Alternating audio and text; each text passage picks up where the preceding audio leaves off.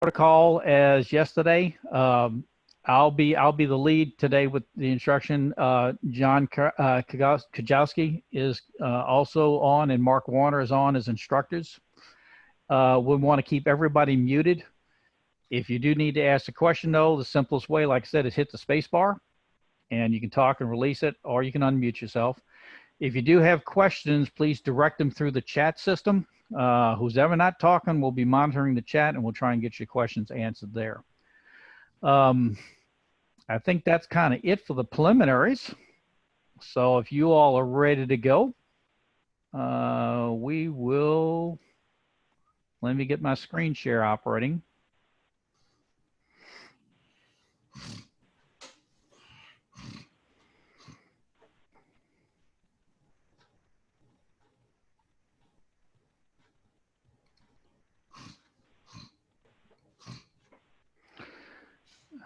Let me see how I can shut my,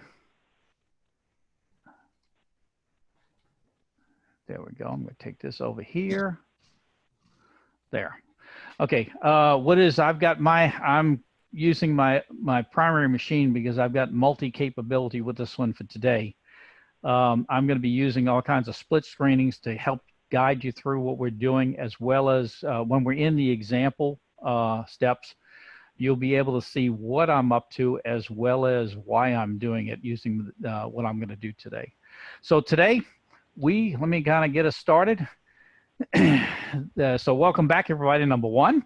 And again, instructors today, Mark Warner, John Kajowski, and myself, Lieutenant Colonel Lauterbach. So today, here's what we're going to do. We're going to finish up on the course today. Again, this is the second 4 hours of the 8-hour course. So today we're going to be hitting the topics of photo processing and customer delivery. Today for sure, what I don't want you to do is, because again, this will be where we're using the computer programs, is I do not, yesterday I was worried about whether you did or not, but today I do not want you trying to follow along using your own computer programs when we're in the actually doing the class examples or the class exercise. Those of you that are qualified doing this as a refresher, you all are different, but for sure anybody else, I would prefer that you pay attention to what's going on. But what I do want you to have, if you do not have it handy, go ahead and get it printed out, is the photo processing cue card, the quick reference card. Because when we move into that thing, we're not going to be doing, again, a traditional academia type class. We will be doing the exercises using those cue cards.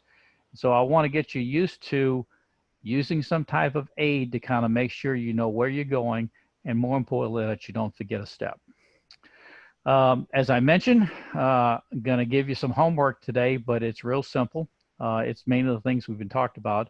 What I'm going to be asking you to do is, since I'm not going to allow you to follow along with the class example, and if possible, I'm going to try to use 3 examples today, but we'll watch the time on that. But for sure, the first example is, since I'm not going to let you play during this time, what I would like you to do from a homework is take the information. You have this, the class exercise we're doing today is in the student download kit.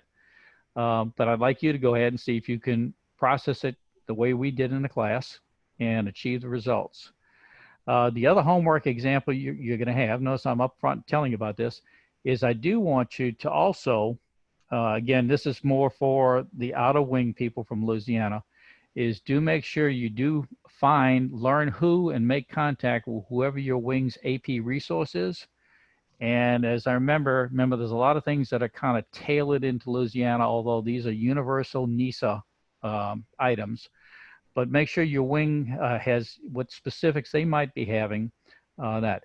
The one thing I will warn you during this time is, remember, this is not a computer basics class. So I'm making the assumption that you know how to use a computer and you can operate with the programs.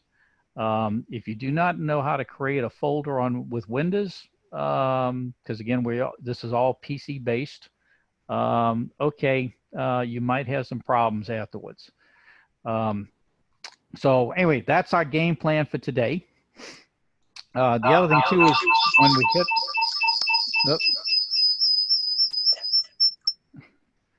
And there we go. The other thing too is when we do hit the software panels, I will mention again, as in some of the emails that I put out, this is all Windows based because that's what these programs that we're using are based in. There are some alternatives and we'll cover those there for the Mac folks. Rick. Yes. Let me just add a quick thought here. When I first got my private pilot license and I flew my mother for the first time, when I took out the checklist, I think it terrified her. It's like, what? He needs the instructions to fly the airplane.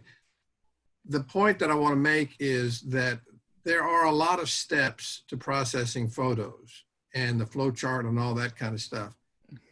You will learn through experience, but I encourage people every time you do it, have the instructions in front of you to help you to get all the details and not to skip a step. It's no negative impact on you to always have the instructions with you. I applaud people who do that. Yeah. And that's kind of along the lines of why the QR cards are there. There are detailed instruction things out there for that, but you need a balance between something that's a useful tool and something that you really got to go into detail with versus nothing at all. So anyway, as I promised, since you all did so good yesterday and you all are now expert at getting things ready for our aircrew sortie and also taking the pictures. And if you remember, the last thing I mentioned is the absolute must-do rule is when you have completed your target set on a target, you do not leave that target unless you evaluate the photos and make sure you're good, because we don't want to have to send the aircraft back afterwards. So what I'd like to start with is, let's see how good you remember. And for this one, feel free to just hit your space bar and chime in, because I would like that. So here's a little quick little thing. The target we're going to be looking at right now is a radio tower. And what I'd like you to do is, I'm going to pull it up. I'd like you to kind of feel free to chime in. I'd like to know what you think is wrong with this picture, because it is not a perfect picture. So this is the picture that we're talking about, and the target is the radio tower. So would anybody like to just kind of help me out with a couple things you might spot that are wrong with this thing? The wing is in it. Yep. Okay, we got aircraft parts in there. Not centered. I'm sorry, said it? It's not centered. The radio tower is off to the right in the picture. Good. I didn't think you all would catch that one. Okay. Not exposed, exposed correctly. Too much UV. It's not exposed correctly. Yeah, or another way to say it is there's a lot of haze in this picture, because if you look at the reflection on the water, you notice this is a shot into the sun. Right. So it's got a tremendous amount of haze. Too far away. Thank you.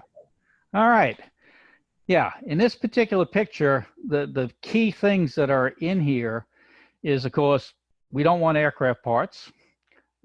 Haze, unfortunately, is not necessarily something you can control. There's things you can do to mitigate it, but if you happen to hit, like this one is, it's a shot into the sun and there's haze. It's definitely, we're too far away. And if you also remember, because you're so far away, remember I mentioned about shot angles? That, again, with not having the right shot angle, that just guaranteed you're going to get the wing in there. And of course, I didn't think y'all would catch it, but you did. But when you do squint and find that radio tower, you'll notice that it is off center. So just as a real quick review, there's a couple things that we can do to, there's things we can do in post, but we really don't want to do it in post. So what I'd like to do is let's entertain a couple of things that we could fix in the air on the target. And the fixes that we could probably do to this thing real quick is, unfortunate haze. That's going to have to be mitigated in post. There's not a good way to do that unless you can figure out some way to turn the sun away or change the atmospherics. The biggest thing that could be done here, though, is that, again, when the camera was made about too far, and we said fill the frame, of course, remember, you got a nice zoom lens on this thing, but the zoom lens is not going to necessarily fix a couple of problems. The repositioning of the aircraft would be the better choice. Basically, if you look, we're kind of far away from the target. Also, in this particular picture, it's a high target. I mean, that I would take a guess that's probably in an excess of 1,000-foot tower. So when we say reposition, actually there's two options here. You could definitely change the track and pull in closer to the target. And again, you've got your zoom lens that you can work and compensate for that. But a higher elevation would probably help here also. Again, keeping the plane parts out, you can compensate with the zoom lens. So real quick, the main thing I was after here was, you know, since you're all expert photographers now, you should be able to spot some things going wrong with the photo. And so y'all did well. Thank you very much for that. Rick, comment? Yep. I was sent over to Lafayette one time to get a picture of the tower over there. We did a great job of taking a picture of the tower. We got back and found out what they really wanted was only the repeater antenna part. It was only about 20 feet of the entire tower, about midway up. So we had to go back and reshoot. Yep. So key learnings there is, okay, watch, first of all, check the tasking, or hopefully if it's not in the tasking, make sure you get briefed completely. And again, and go from there. But again, there, you know, we really do not like having to send planes back real quick. Okay. All right. So let's get moving. So this is, I'm going back. This is the process flow diagram you've got in your student pack. This is the second page. So the first page, if you remember, covered the prep and the take steps. This part of the processing flow we're going through today covers the processing and delivery. And just to kind of organize, basically in processing, the things we'll be talking about doing here is there's some selection that goes on if we have to make repairs to the photos. Specifically, like we saw in the last one, haze, we would consider that in the fix process. The next part is if we haven't gotten our pictures geotagged, they have to be. The minimum, of course, on our photos is good, clean, high definition, centered, full frame pictures, geotag. That's the minimum. And then we can go off from there and we'll talk about those. So if if things are not geotagged, we'll take care of it here.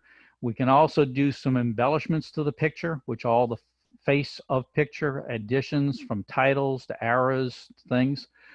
I mentioned yesterday, you know, whenever you take pictures with these cameras, these digital cameras, they come up with these real wild file names that no human can understand. So you have the ability to do some renaming in this part of the process. There's also some things we can do, if you notice up the upper block, about resizing. And those are some techniques that, again, we're not always on nice, wonderful, high-speed internet connections. And if you start trying to transfer, you know, 12 megabyte files of 100 pictures, it's going to take you a while if you're on a slow connection. So some techniques we'll show you on how to speed up the delivery to the customer. After we kind of get you through that, then we'll hit the delivery thing, the delivery process. For the most part, there's a part that's fairly easy, but we will be covering two specific examples because you do need to use some software for that. And we want to make sure you know how to use that. That specifically with FEMA is one of them. The other thing too is, I'll just mention here is, since we did the test and you all are all expert photographers, there is a shortcut. Oh, John, thank you. I see you turned on the recording.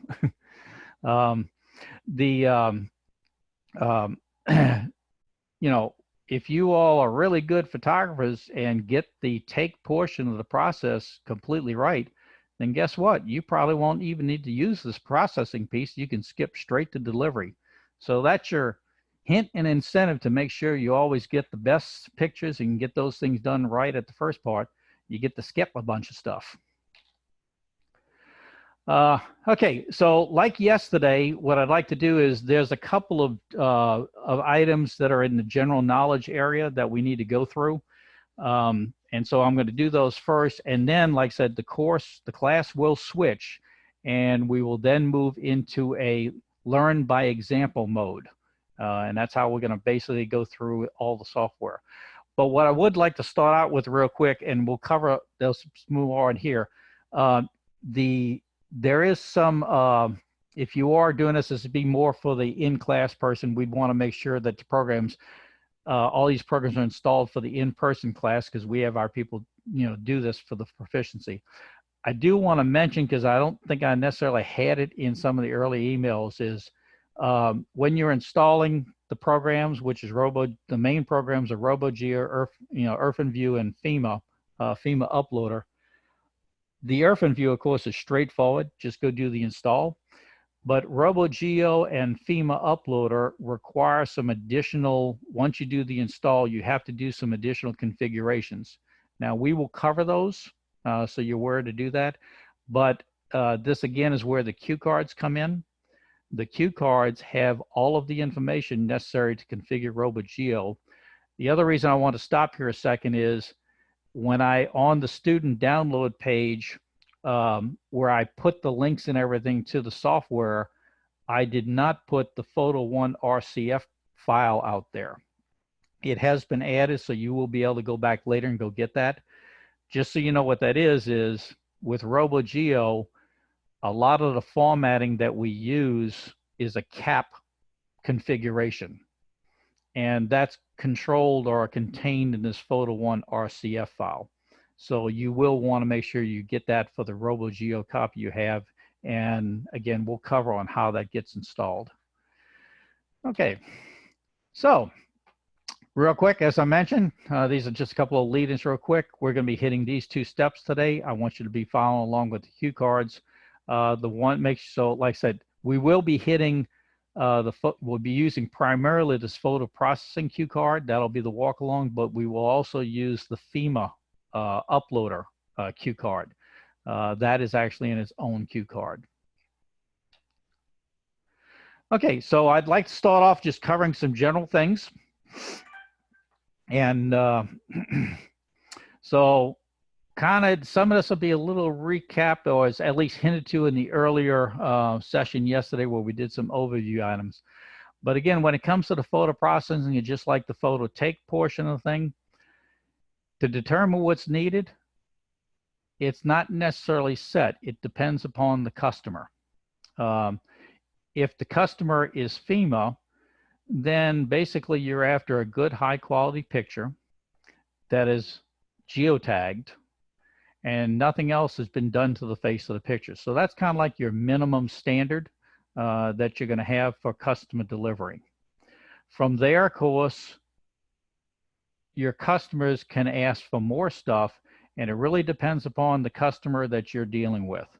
In the case of Louisiana Wing, we refer to this bottom one as the GOSEP format because it has all these extra things in it. The other thing I might mention, where we call it other or GOSEP, that is really the CAP standard. That's what the NISA full-fledged standard is out. So just inside Louisiana, when you'll hear it, you'll hear us refer to it as just GOSEP because that's the customer. So when we're doing this thing, by the way, so that's kind of what the customer needs. So be aware that when you're running, it doesn't matter whether you're running an air or ground sorting. Depending upon the customer requirements, you may have to do some photo processing, which would involve those 3 items we talked about: fixing, enhancing, resizing, adding some information to it, which could, of course, be the geodata, the longitude, latitude, as well as other things on there. When it comes to delivering in the deliver part of this process, when it comes to delivering to the customer, there's primarily 3 ways that gets done. And actually there's a 4th one that I don't have on here, but FEMA, of course, being customer, we don't give them pictures per se, like, you put the pictures on a stick. We actually are charged to upload them directly into the FEMA database. So hence we have to use a utility program to do that.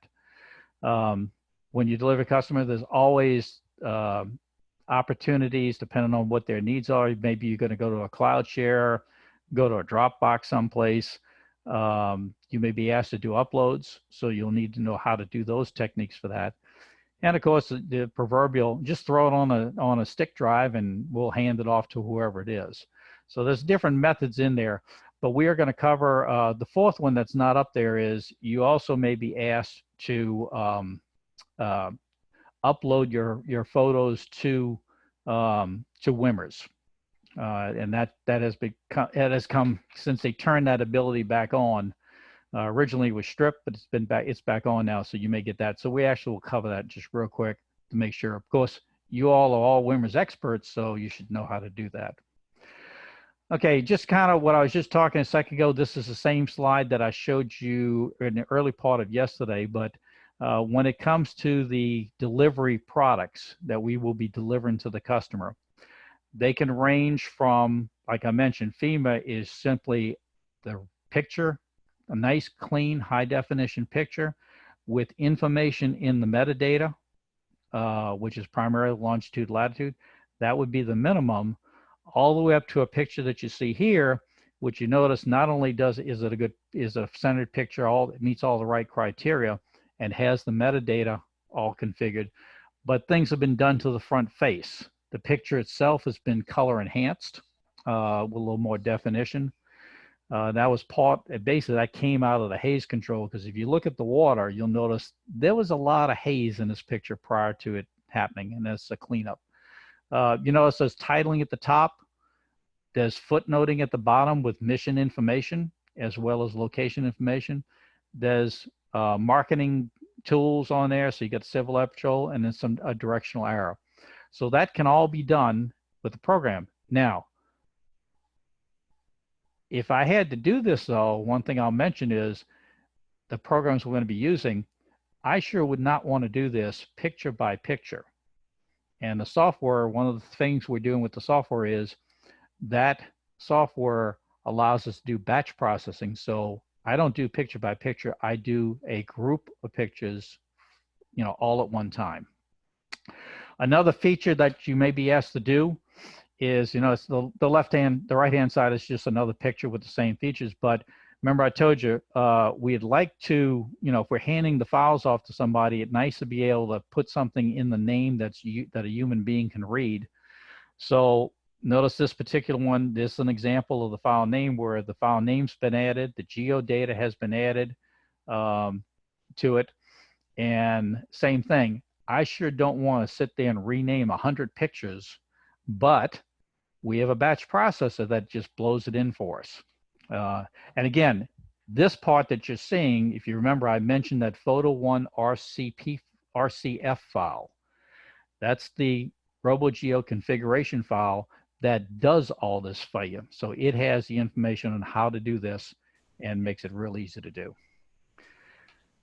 Okay. I mentioned we're going to be using a cue card. I'll just brush past this because we already covered this.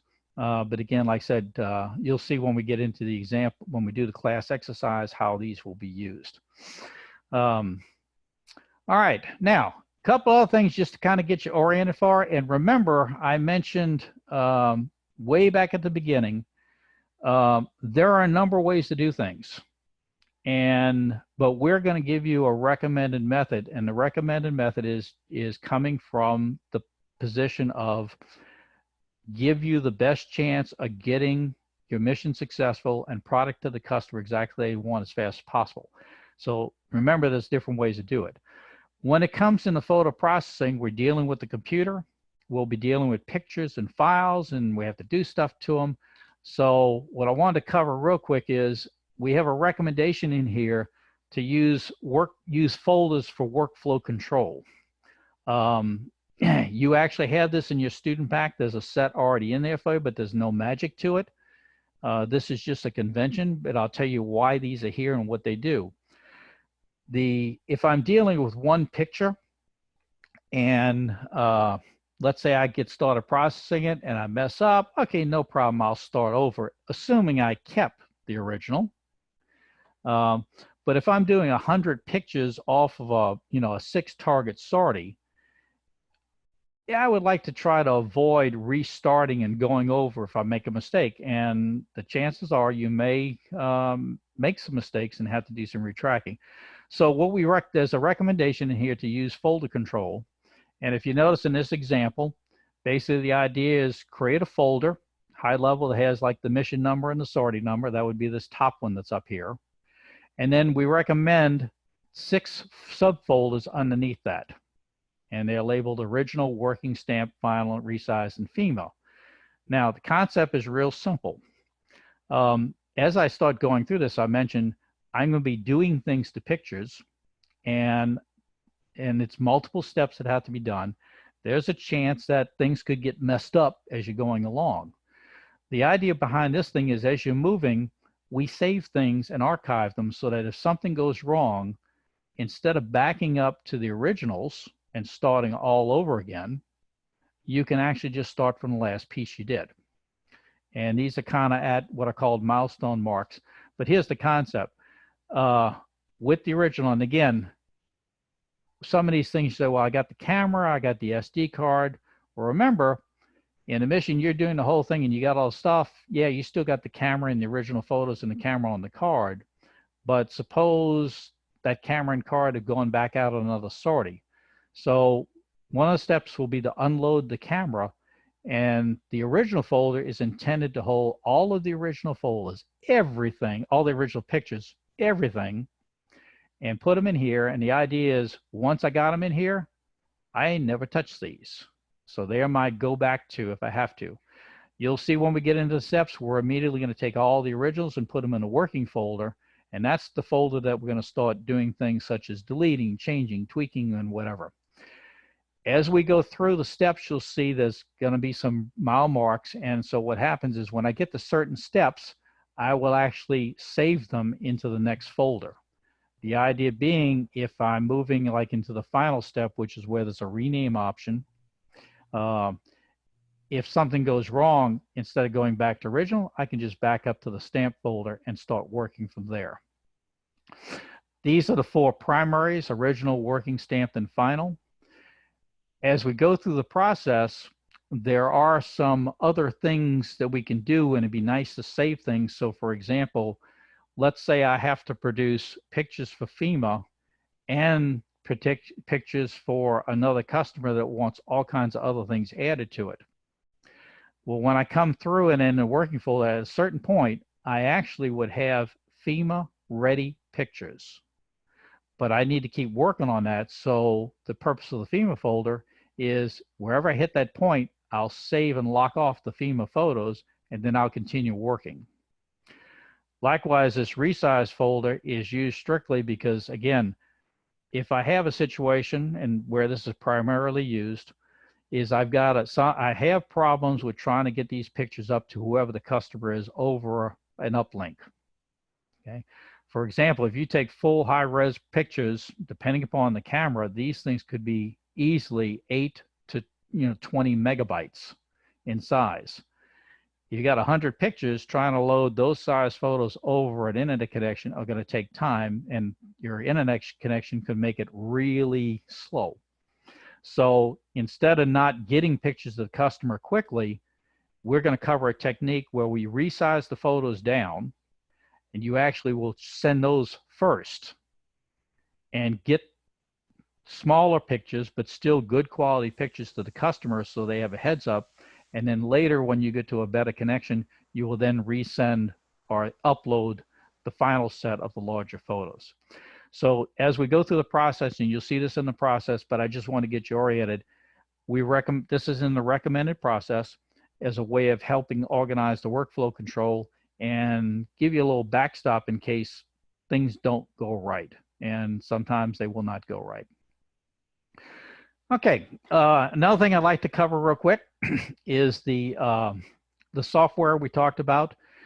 A little bit more framing here. Again, the software, if you can see my note down at the bottom, the software that was picked here, or that's the recommended software, is basically selected mainly not only for just what it does, but for also the fact for speed. And so, for example, when it comes to the photo editor program, which is OrphanView, there's a whole bunch of photo edit programs that I can do out, I can get used and do the job. Can you hear me? Yes. God, if you can find and go ahead and mute that for me. There we go. The catch, though, is OrphanView is one of the programs out there, but it has a batch processor translation. Instead of doing things picture by picture, I can zap an entire 100 photos at one time. RoboGeo is the same way. It allows me to do things with pictures, and it has batch processing capability. FEMA uploaded the same way. I don't do a picture-by-picture upload. When it comes to the picture viewer software, again, we'll use this to kind of do it. Notice I say anything will do, because selecting pictures is going to be a picture-by-picture. So there's nothing special or magical about what program to use. And you'll see when we get into this, the simplest thing to do is use Windows. You don't even need a program to do this when you're doing the selection. Reason that picture view is there, though, is remember back in the photo take process, I know you're good, but remember we recommend that you go ahead and take on a target run, we want cardinal points, for example, but would prefer that you don't just take 4 pictures, because if one messes up, you got no backup. Usually, we like to see you take multiple pictures on a leg, like 3 pictures. And that way, if one's bad, you got 2 more that may be usable. So you are going to have to do a selection process to kind of get down your selected group that you're actually going to work on. The other thing I'll mention, so one is, why are these programs picked? That's the main reason. They're picked for their function, and they're picked for their the ability to do speed, which is batch processing. The other thing, of course, RoboGeo does is has the capability of being configured so that we can do all the funny cap stuff. Unfortunately, for people that are using Macintoshes or Macs, all of these, and I believe FEMA is the same way, although I'm a little fuzzy on it, but definitely the photo editor and the geotagger, RoboGeo, those are Windows-based machines, photos only. Now, there are other software out there. As I mentioned, the photo editor, you can use a whole number of programs to go clean up a picture. There are multiple ways, if a picture is not geotagged, there are multiple ways that you can put the geotagging information into them. The catch, though, is you need to make sure that you want to try and avoid programs, though, that do not allow you to batch, and you end up doing things one-on-one. Now, if you notice, I also have optional software, and I list Google Earth. And that's something we use. I'll show you. It's one of our backstop programs. If we have trouble with geotagging photos, we can use Google Earth as a backstop. And you might think, well, that's it. It unfortunately does not have a batch process, so it's more of a one-on-one type thing. But the good news is it's highly interactive with RoboGeo, so it works great with RoboGeo. And the way it does it, it's almost like a batch processor and how fast I can tell it to do things. So this is the software and the reasoning behind it. Like I said, for Mac users, there is other stuff out there, but you're going to be trading off functionality for time probably. The other thing is, if you get something set up all at Mission, having, as Mark mentioned earlier, having a standard process, having standard equipment makes it easy. If we got people needing to swap back and forth, go off, somebody else can step in. So we prefer to recommend staying with the recommended set as well as the recommended process. Okay. Another thing I just want to make everybody aware of, again, if you probably know this, but remember one of the items both in the take piece as well as in the processing is you need to make sure that these photos are geotagged as a minimum. If you have one picture that's not geotagged, one picture, of course you want to pick the geotag. There's a number of ways that you can view whether the picture has been geotagged. There are programs, as you notice, I mentioned a couple out there, Jeffrey's thing, the XF Pilot, which is a freeware program. But bottom line, Windows works. And if you're familiar with Windows, you can take any file, do a right click and go to properties. You go to the details tab as I've depicted here, and notice if a picture has GPS data in its metadata, it will appear in the details panel. So simple way to check this. We're going to show you a better way, because remember what I mentioned, this method is picture by picture. I don't like that idea. I would prefer to have something to call everything up to me and let me scan it in a nice, quick fashion. Well, that's exactly what we do in the process. The last topic I have before we kind of get into things is I mentioned, you know, an absolutely critical aspect of the product we delivered, it doesn't matter what customer, is the pictures need to be geotagged. And I mentioned there are, because it's so critical, we do have multiple ways that we can do this. And just to kind of let you know, the best way is the way we've been talking all the way through. Make sure that you're using a capable camera with an onboard GPS and encode those pictures with the GPS data right at the time of taking them. That is the best part. It's in, you're done. And of course, it's obviously right because unless your GPS is really faulty, you know, you're at the location.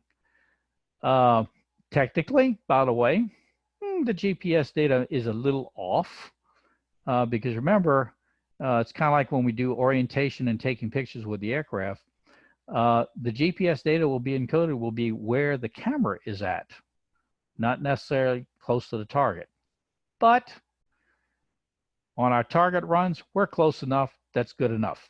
So be aware you can actually, get better, but the GPS data is encoded. It's going to be close, but it will not be the exact target data. Now, that's our recommended. That's what we want. 100% of the time, use that. However, like I said, for a whole bunch of reasons, you may lose a sync light on your GPS because of wing shadowing. Whole bunch of things. Batteries may die. You may not have a GPS encoded camera, so you may be using some of the alternate methods we talked about. We talked about having a backup GPS unit, like a handheld GPS. You could use applications on your cell phone. So to accommodate those, well, guess what? There's some other methods. If you happen, now, since we're using the RoboGeo program as our main GPS encoder, it does have a feature, but it is limited because it's not exactly a new program. But if you happen to have as a backup GPS device, a handheld Garmin, and it has to be a Garmin, you do have the ability to connect that Garmin directly to your computer, and the RoboGeo will go out and interrogate it. And it'll pull the data in, and it will encode the pictures for you. Okay. If you don't have that particular thing, not a problem. Remember we mentioned on the backup devices, if you're going to use one, the thing we said was just make sure you use one that produces a track log, specifically a GPX file. Because again, the RoboGeo program, we have the ability to pull in a track log file from any device and tell it to encode the pictures, and it does them all at one time. So that's your next best thing. Of course, with both the Garmin GPS Direct and the track log device, RoboGeo and the track logs will synchronize using time. So remember back in the prep step, one of the very first prep steps is if you have these extra devices, you must time sync the camera and the devices together so they're synchronized. Why do we say that way back up there in the prep step? Because if you get here, if the times are not synchronized, one or two things are going to happen. You will get a message failure saying could not encode any pictures because it couldn't find the time matchups. Or the other problem that could happen is, oh, you had one doing one thing on one time zone, one doing another thing, and now you end up, it finds times, but you end up with GPS data from some other target now getting encoded onto your picture that's different. Bottom line, problem. So remember I mentioned on these cue cards, don't forget steps. And if you do, if you forgot that synchronization step and you have to use the backup G device in this processing, you can't do it. You're going to have to now use another method. The fourth method I'll mention is RoboGeo works quite well with Google Earth. And so we're actually going to show you, and this is a nice way to do it. It is a picture-by-picture process, but it is very fast and it's fully integrated with the RoboGeo. I actually don't leave I leave the RoboGeo program, but it's there. So that's a fast way, and we'll show you how to do that. The worst and last method is, you'll see when we get to RoboGeo, is I can hand type the longitude, latitude into every picture. That ain't fun. So looking at these 5 methods, yeah, we do have 5 methods. We have the best one, which is the one we recommend. We do have 4 additional ways to still make sure we can get the job done, but the trade-off is time. Remember, the fastest way to do something is get the pictures right in the camera and take them straight to delivery, and I'm done. Anytime I have to start doing things in the middle, it adds time, and depending upon the choice here, it can add significant amount of time. Okay, that is the last of the preliminary things I'd like to cover with you all. So from here, we're going to kind of go into the photo processing. So let me take a quick stop here and just kind of see, Mark, is there any questions we should hit real quick? There was one question about older Garmin's that like eTrexes that may be discontinued, and so I've answered that one. Okay. The other thing, and I don't remember seeing this, is because you're supposed to synchronize the camera to the GPS time, and it should be your time zone time, not UTC. The other thing is I like to take a picture of the time display on the GPS so that just in case you forgot to synchronize the camera to the GPS, you can actually use that photo to tell RoboGeo, look at the time on the photo, look at the time stamp on the picture itself, and make an adjustment so that you can sync that track log back to the photos again. It's another step. It's a messy, but it'll save you.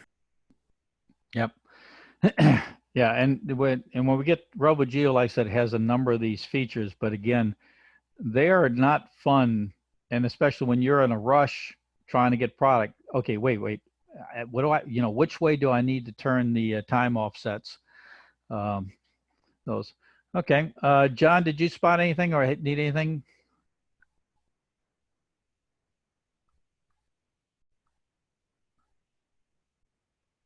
Okay. All right, so let's go ahead and start moving in to the main topic that we've got here. And we're gonna go ahead and get started with photo processing. Let me go ahead and come back to this real quick. This is the flow diagram. And what I'm gonna do this time is just kind of orient the programs that I mentioned. Is when it comes, when you're taking the pictures, actually the very first item though, that's in the fixed photos, but the primary things is fix things, make sure they're tagged, add stuff on it if you need to, do some renaming, get the delivery done. You can see in red the primary programs we would use. The first one, actually, the fix, remember, is where you can use IrfanView to do your picking process. And what we're talking about here is I got, I only need 4 pictures for a target, but I took 30. Okay, well, I don't necessarily need to think 30, so I'd like to pick the ones I want to use and only work on those. It'll speed things up. So where you can use IrfanView, there's actually an easier way, which is use Windows. Depending upon your own skills and preferences, you can use other programs to do some of these things, and we'll mention that in a second. So this is what we're going to be doing there. All right, so I mentioned that we're now going to go ahead and actually go through the photo processing and learn the photo processing process. But the way we're going to do it is we're going to actually do a class example, and with the aid of the cue card, and basically take you through and show you the process from that perspective.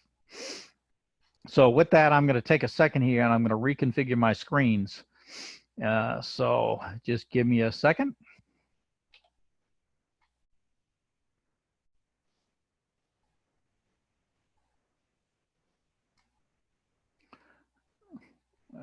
Okay. Now, I'm going to start off with just a review of the cue card real quick, and I'm going to blow this up a little more. I had it set for the screen. So, like I said, I'd like you to have this available while we're doing this, but I'm going to keep this on screen so that you can see. If you remember the flow diagram, this is pretty well laid out just like the flow diagram is. So if you notice at the beginning, though, there's some preliminary admin stuff. We're going to talk about setting up folders. Then the next thing that is the selection. The key word is, if you look at the beginning word of the section, you will see what the thing is. So first one is some admin stuff. Get folders ready. Do some selecting. Figure out what pictures you want. Don't worry about the details at this point here. Then, remember I told you, then the photos may need to have some other fixes done to them. Specifically, the main one is usually haze. So we'll be doing some fixes to the photos to clean, more or less a cleanup type routine. Once you clean things up, then we talk about making sure things are geotagged, and you notice we'll be talking about different ways to do that. Once I get geotagging done, remember that's strictly in the back of the picture. So I've got the picture cleaned up. I'm now targeting the back of the picture. I then move to stamping, which is stamping onto the face, some additional features that the customer may be asking. So that's how that would do. After I get all that done, I pretty well got things done, but I'd like to do a renaming process. So see how the flow card is just walking us through it. And then, of course, we go into the delivery process. And so we have some things here. Remember, GOSAP, you can consider that the NISA standard. But there's delivery to FEMA, delivery to GOSAP, and then also WIMRS. In this same cue card, just to orient you, when you go to page 4, if you remember, there's also some extra operations. So when we talk about resizing, there's actually a resizing section here to help you through that. Using IrfanView is the one we used. If we have to use Google Earth, we have in the cue card the things that you need to help you through that, because again, you're actually jumping between programs, so this kind of keeps you on square. I mentioned also when it came to RoboGeo, in addition to installing the program, you also have to get that Photo 1 RCP file installed for the CAP configuration, and there's some key parameters that you need to worry about. So in this cue card on the last page is the information on how to first install the CAP Photo 1 RCP file into the preferences. There's the information to do that. And you'll also hear us talk about some preferences that have to be corrected or have to be checked, okay? And this is kind of like the camera. Remember we mentioned the camera has about 300 things you can change in it. Well, and they do different things. Just like on the camera, we say reset to factory standards so that you don't have anything funny going on. Well, be aware there are a whole bunch of preferences in RoboGeo. But out of those whole bunch of preferences, there's only a few of them that are key. And this table lists those key parameters. Some of these parameters, though, especially like the first set here, are all one-time configurations. So when you install the program, get Photo 1 in, you go and hit these parameters, and they pretty well are done, and you'll never change them. There is a couple, like the north-facing arrow, but there's another way that that's going to get handled, so you won't have to worry about that. But then there's also this time offset. Remember I mentioned to you, there is the way to marry pictures that do not have GPS data to your other devices. If for some reason the time syncs are not matched, you do have a parameter that you can go in here and actually change to try and resync them up, but it's not thing.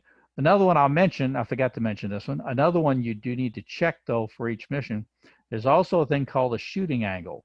Now, what is this and why is this one important for your sorting? This has to do with where the photographer is sitting in the aircraft. If you remember the AP, if he's sitting in the back seat of the aircraft, he usually will be shooting out the left window to keep it consistent with what the pilot sees.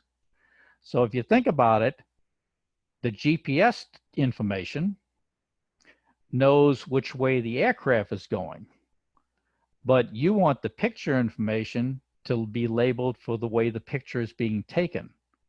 So when we get into RoboGeo, you'll see that depending upon the GPS device might have encoded information on the picture's orientation. But guess what? That's going to be the aircraft's direction orientation. So this little guy's shooting camera is, if you happen to be in the back seat and shooting out the left side window, you would set this thing to be 270 degrees. And what that says is, take whatever direction the GPS is telling you, because that's the plane direction, and add 270 degrees to get the angle that the picture was taken at. If you're sitting in the right seat of the aircraft, you will not be shooting out the left side.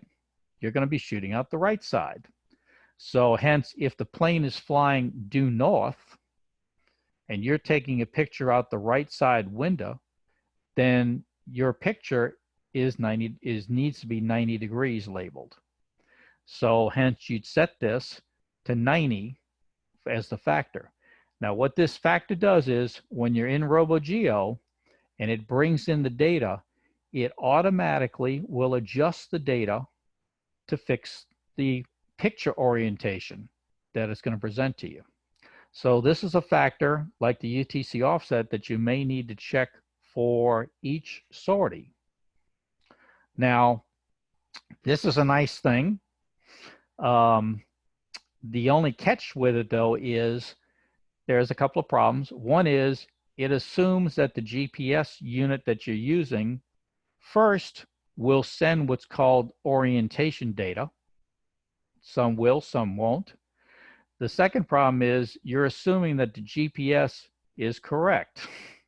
And what we found with some of the units that we use here in Louisiana, well, the Sol Meta, the accuracy of the GPS data, the longitude, latitude, is accurate. And you can also get some information on altitude or elevation, and that's probably okay. But Mark and I and a few of us have discovered that the orientation data is sometimes close and sometimes flawed. So just be aware. So when we get into processing, remember we talked about, this is now moving back into the tangent, we talked about a standard way to do it. Remember we talked about the flight patterns we wanted to run and the sequences we wanted to run. Always start with the north-facing photo first, and then you're going to run a pattern.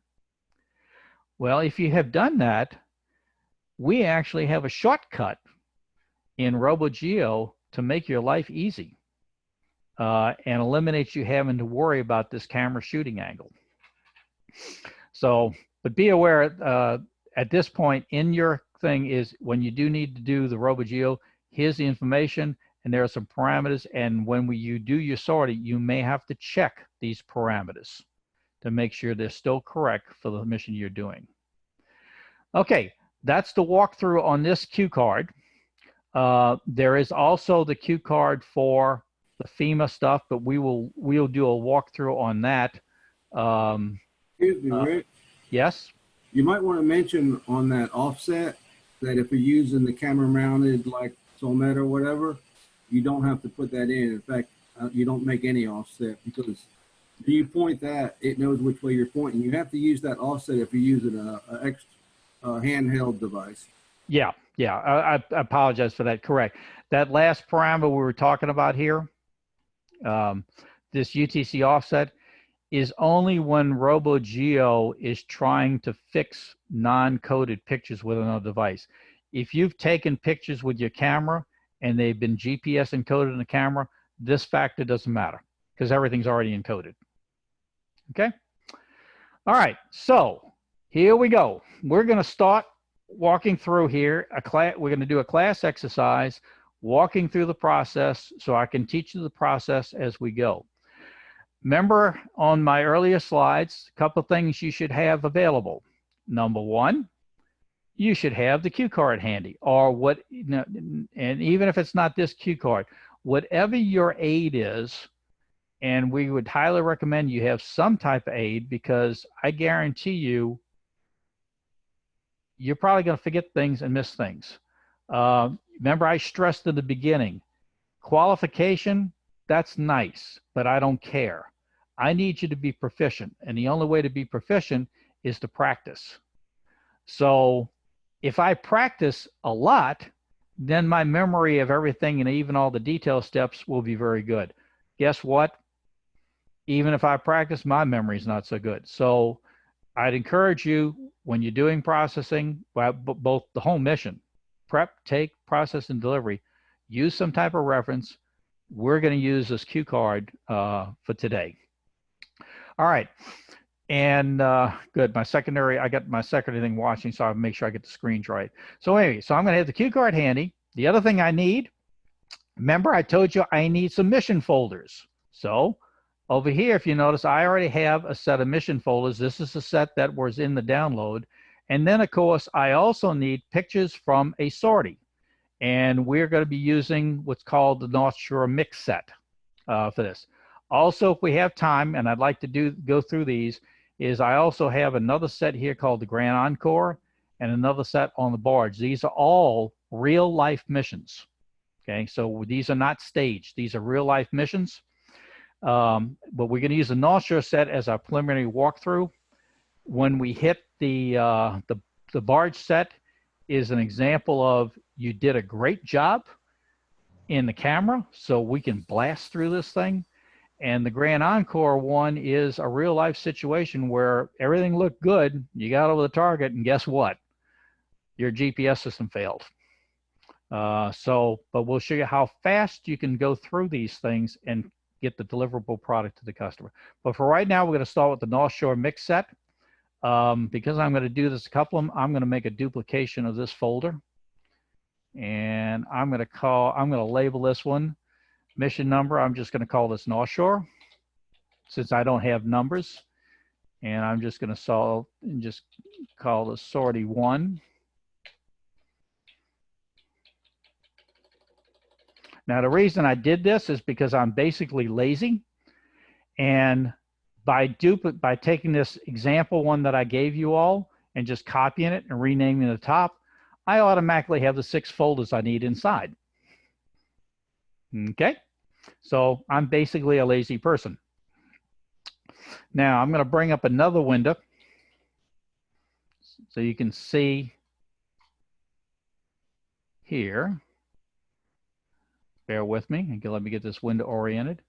Okay, what I'm going to do now is go take a look at this North Shore. Oh, actually, I had it already set up. Okay, good. We can just use this folder. In that case, I'm just going to go here.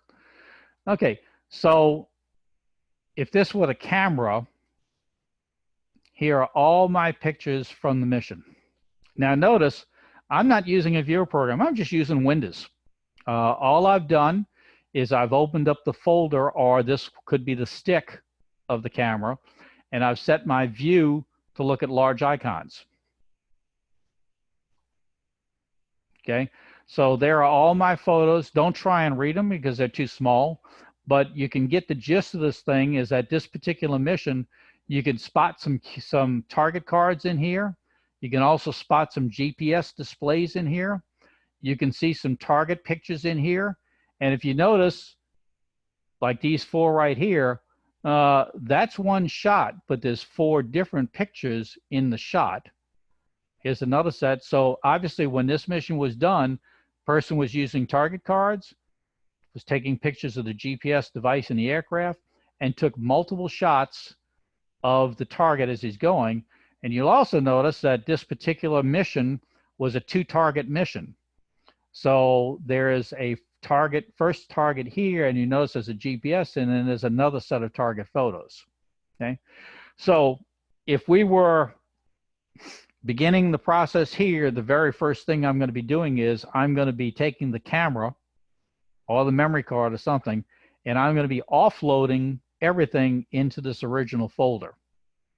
So let's assume for this moment we're at that point and I've gotten there.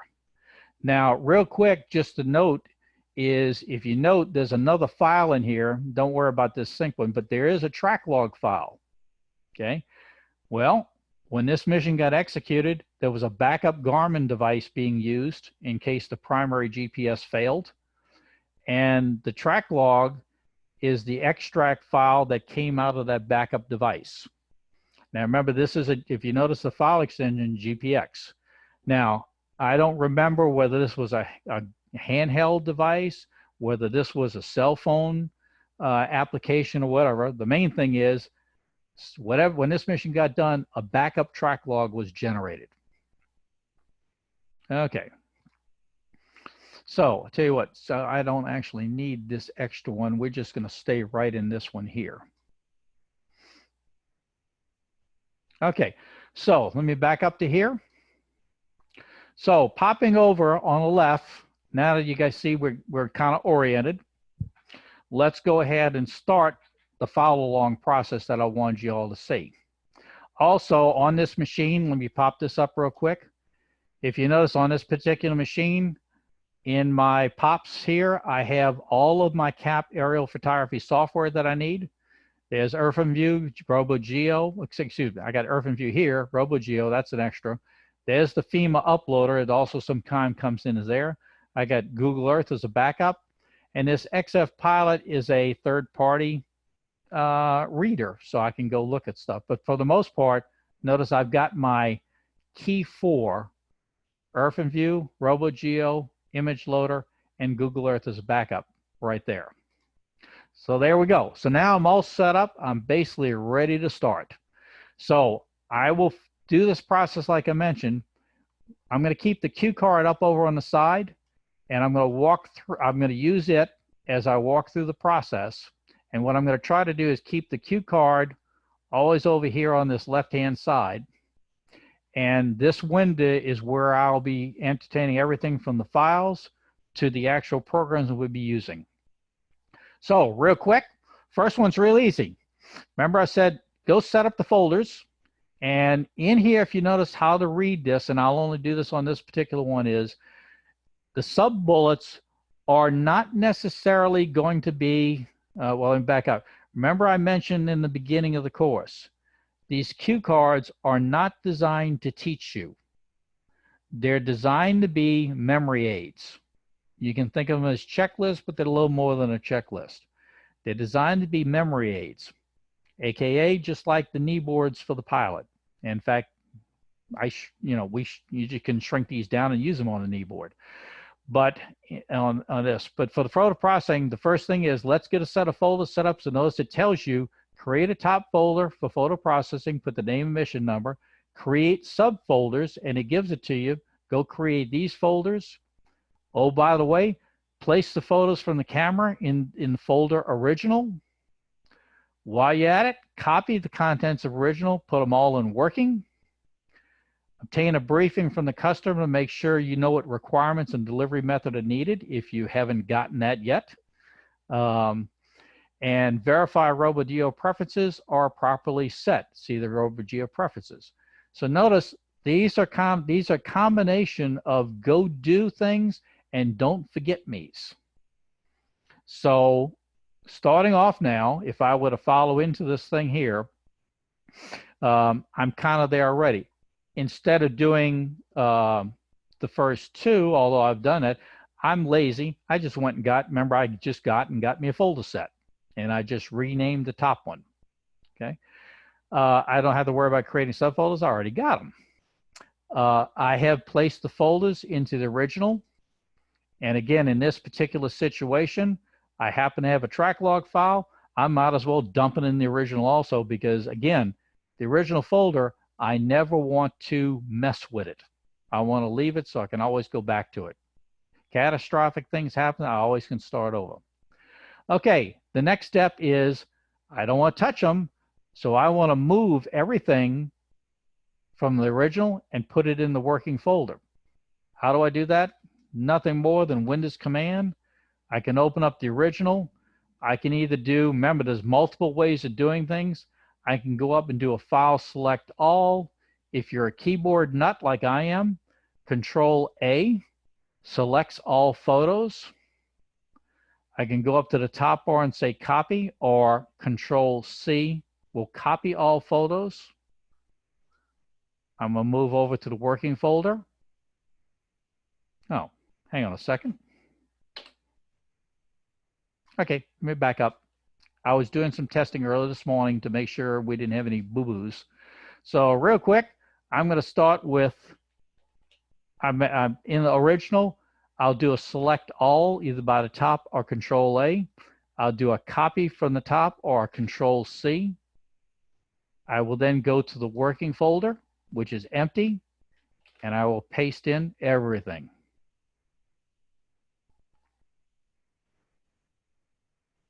Come on, there we go. Okay.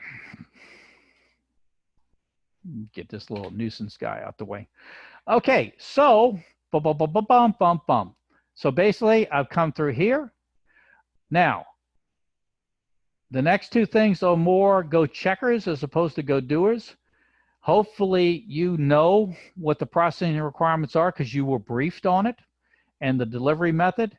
But remember, it is possible that you could be doing, you might have been the taker and you're handing off to a photo processing team. So the photo processing team may need to get this information. So this is a go check.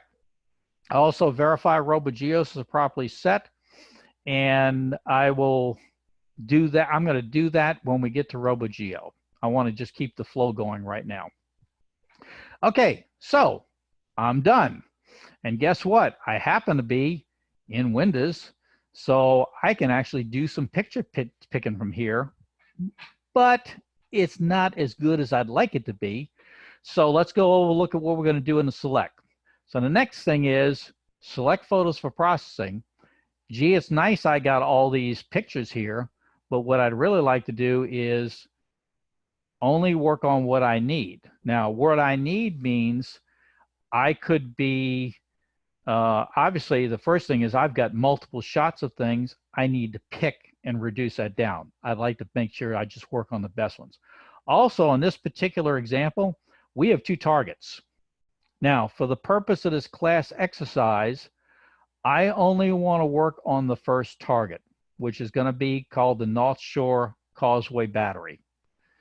So if you notice, and that happens to be the first target in this picture set. So real quick right here, the first thing is I'll use any view of my choice, and I'm going to pick what I want. Okay. I will use and work on the working folder. I'm going to screen the pictures I want to process, discard the rest. And if the camera uses auto encodes and that, I'll just verify the preference data. So real quick, so this is I'm about to go do. So the first thing is, well, gee whiz, I already told you for the purpose of the exercise, I want to do the first target only. So real fast, I don't need any of the second target. So I'm therefore, and I will pull up just to show you. It should come up. Okay. I'm just pulling this up in a bigger form so you can see it. If you notice, this first set of pictures is the Causeway embankment. That's on the North Shore Lake Pontchartrain. And if you notice, there's a full set here with multiple pictures. I'm just going to zoom through here real quick. Come on, come on. And notice at this card is the beginning of the next target set. So notice there's a target card that tells me the following pictures are from the Pontchartrain, I-10 bridge, twin span. Okay, so therefore I've told you I only want to process that. So that picture I just showed you was this one. So all the way to the end are the pictures I do not need for the second target. So I'm going to delete them. And of course, the reason I can delete them is if you notice, I'm in a working folder. Okay, part one done, but I'm not done with my picking process yet. if you notice, I do have a set of 4, a set of 4, a set of 4. Actually, that's 5, 6, 7. I got 7 in that orientation, and I got 3 in this orientation. So I have multiple shots for the different orientations. I would like to limit down to 1 per orientation. Now, a couple of ways to do this. I could stay in here if my eyesight's that good, but I can tell you my eyesight's not that good. So one of the nice things about Windows, just double click the picture. If you do, the built-in Windows picture viewer will open and show you the picture in full. Also, if you notice, if you're not familiar with this, if you look to the side, there are navigation arrows. So I don't have to click a picture, click a picture. I can look at, I'm on this first picture that you notice I clicked on, so that's 6289.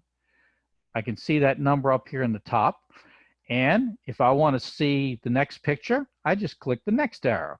So this is the first picture of, again, if I back up here a second, let's back up and get oriented here. Okay, so in this picture set, I have a target card. The first target card happens to be the target name. So this is the Causeway North Shore Embankment. The next target card is the orientation card. Recommended method, always shoot north first. Bingo, this is a north orientation card. If you remember when we talked about doing a approaching the target, we recommend an overfly pass.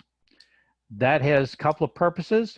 One, it gets the whole air crew looking for the target and make sure you can spot the target. Now, in the case of this one, spotting the bridge embankment is pretty easy. But if you're looking for a fire station because you've been told to go check and see if the fire station's damaged and are there any trucks outside, sometimes finding a fire station amongst a whole bunch of trees and a whole bunch of other buildings is not fun. So the overpass lets you do that for sure, so everybody's on the same target. The second thing is when the aircraft crosses the target, the pilot can call over target. You have the ability to snap a picture of the plane's onboard GPS. Guess what I did? I just locked in the coordinates. So if anything else fails, I have a record of what the coordinates are. Okay, so now we'll go in. So here are our north shots. I have shot 1, shot 2, shot 3, and shot 4. Basically what my job is, and since you all are muted, I'm not going to give you any say-so. I'm going to tell you what I'm going to do. So when I look at these pictures, obviously the pictures were started taken before you pass the target, which is advisable. You know, if I had to, I could still use this one. It's just not preferred. I'm not perpendicular. This is getting good.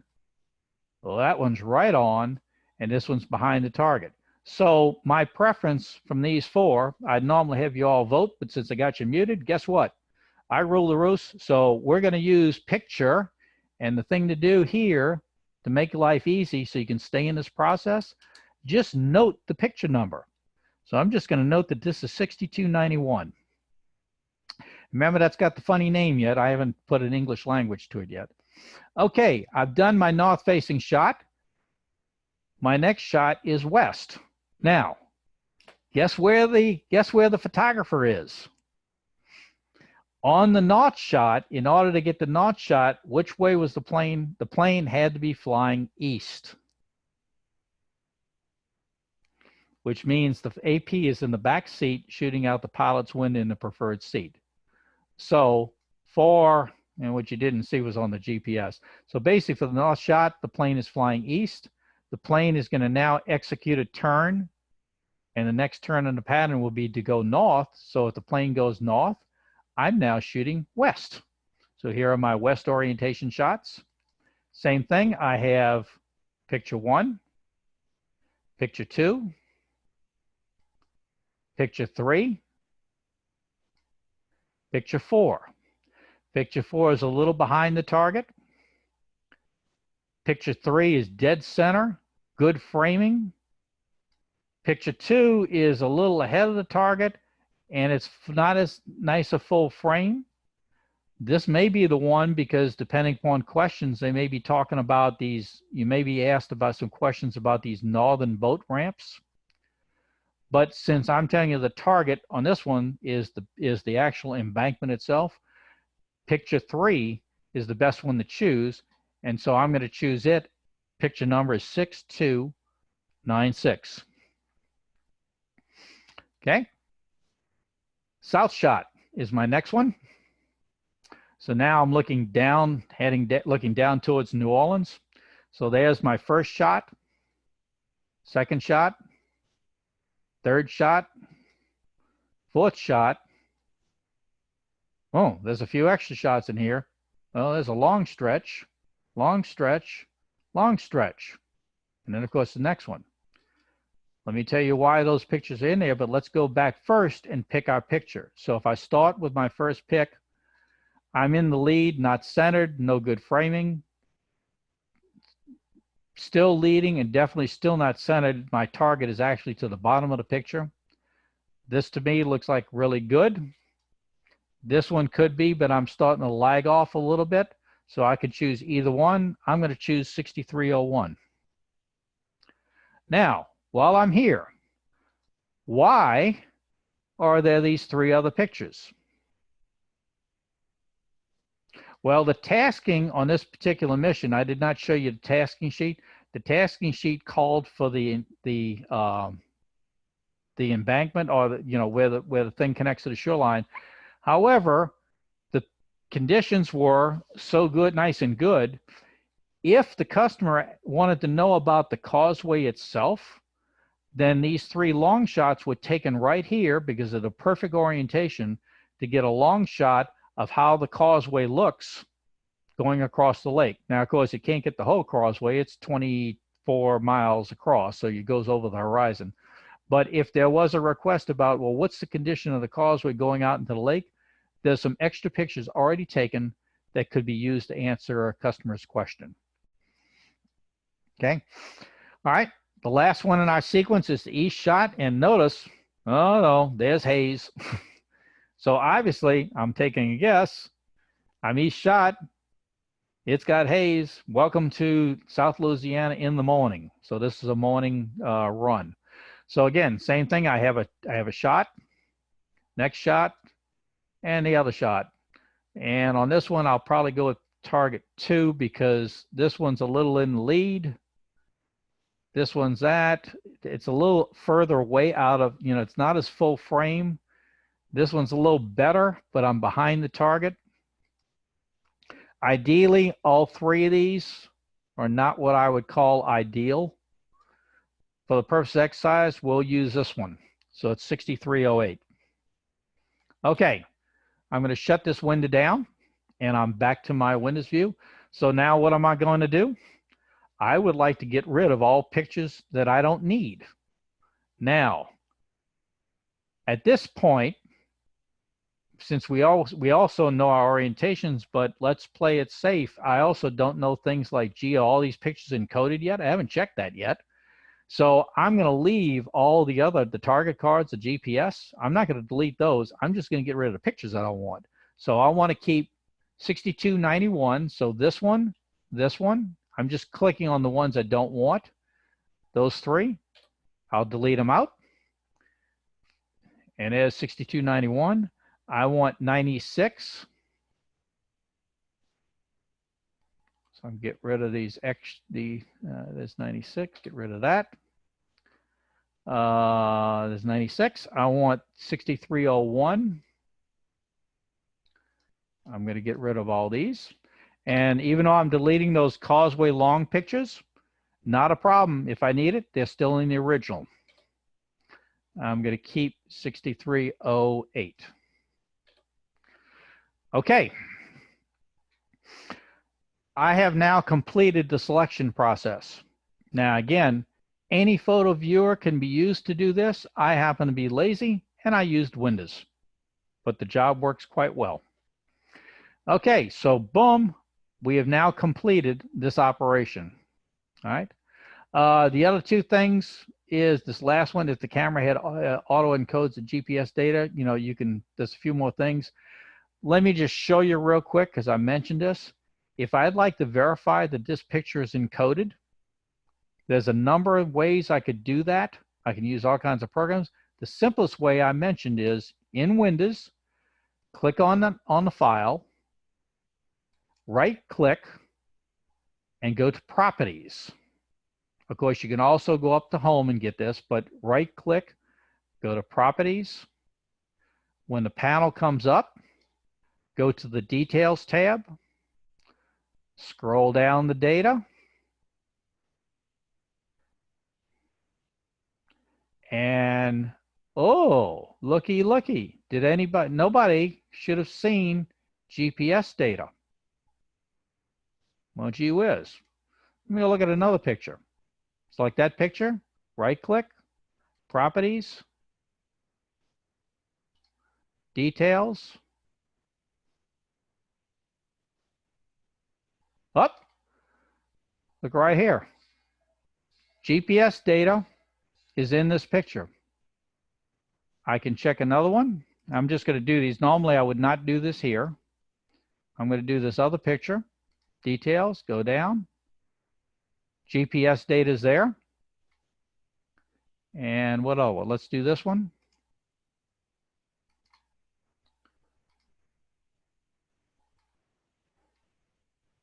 GPS data is present. So guess what? Of my 4 pictures, 3 have got GPS data. This first one does not. Now, if I think I maybe just picked a bad picture, watch what I can do. Back to the original folder. Go check another picture that I didn't select.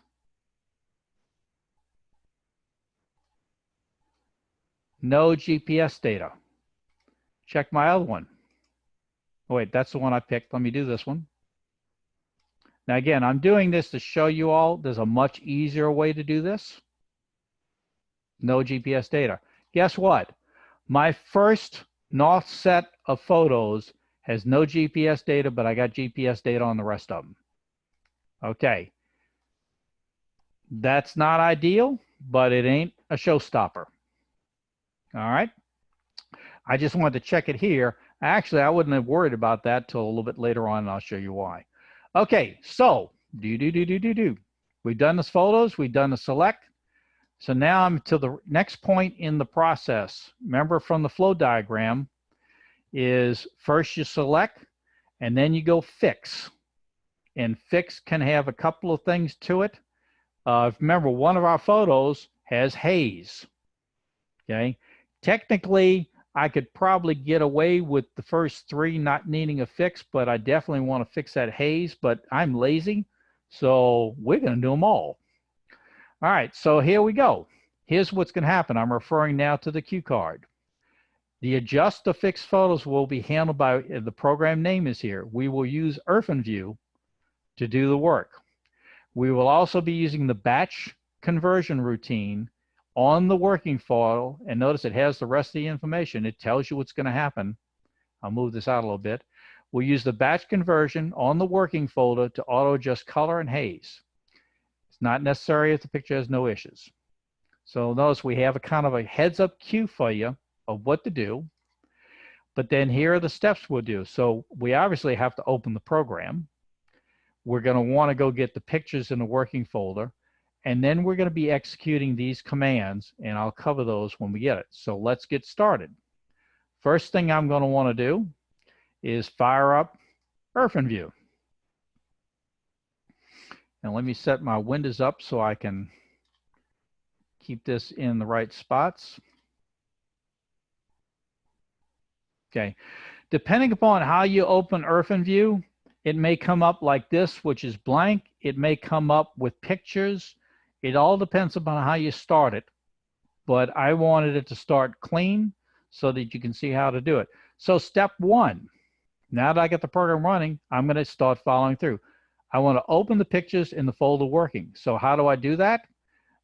Now, most of these programs, let me bring this down a little bit. There's multiple ways of doing things, so just be aware.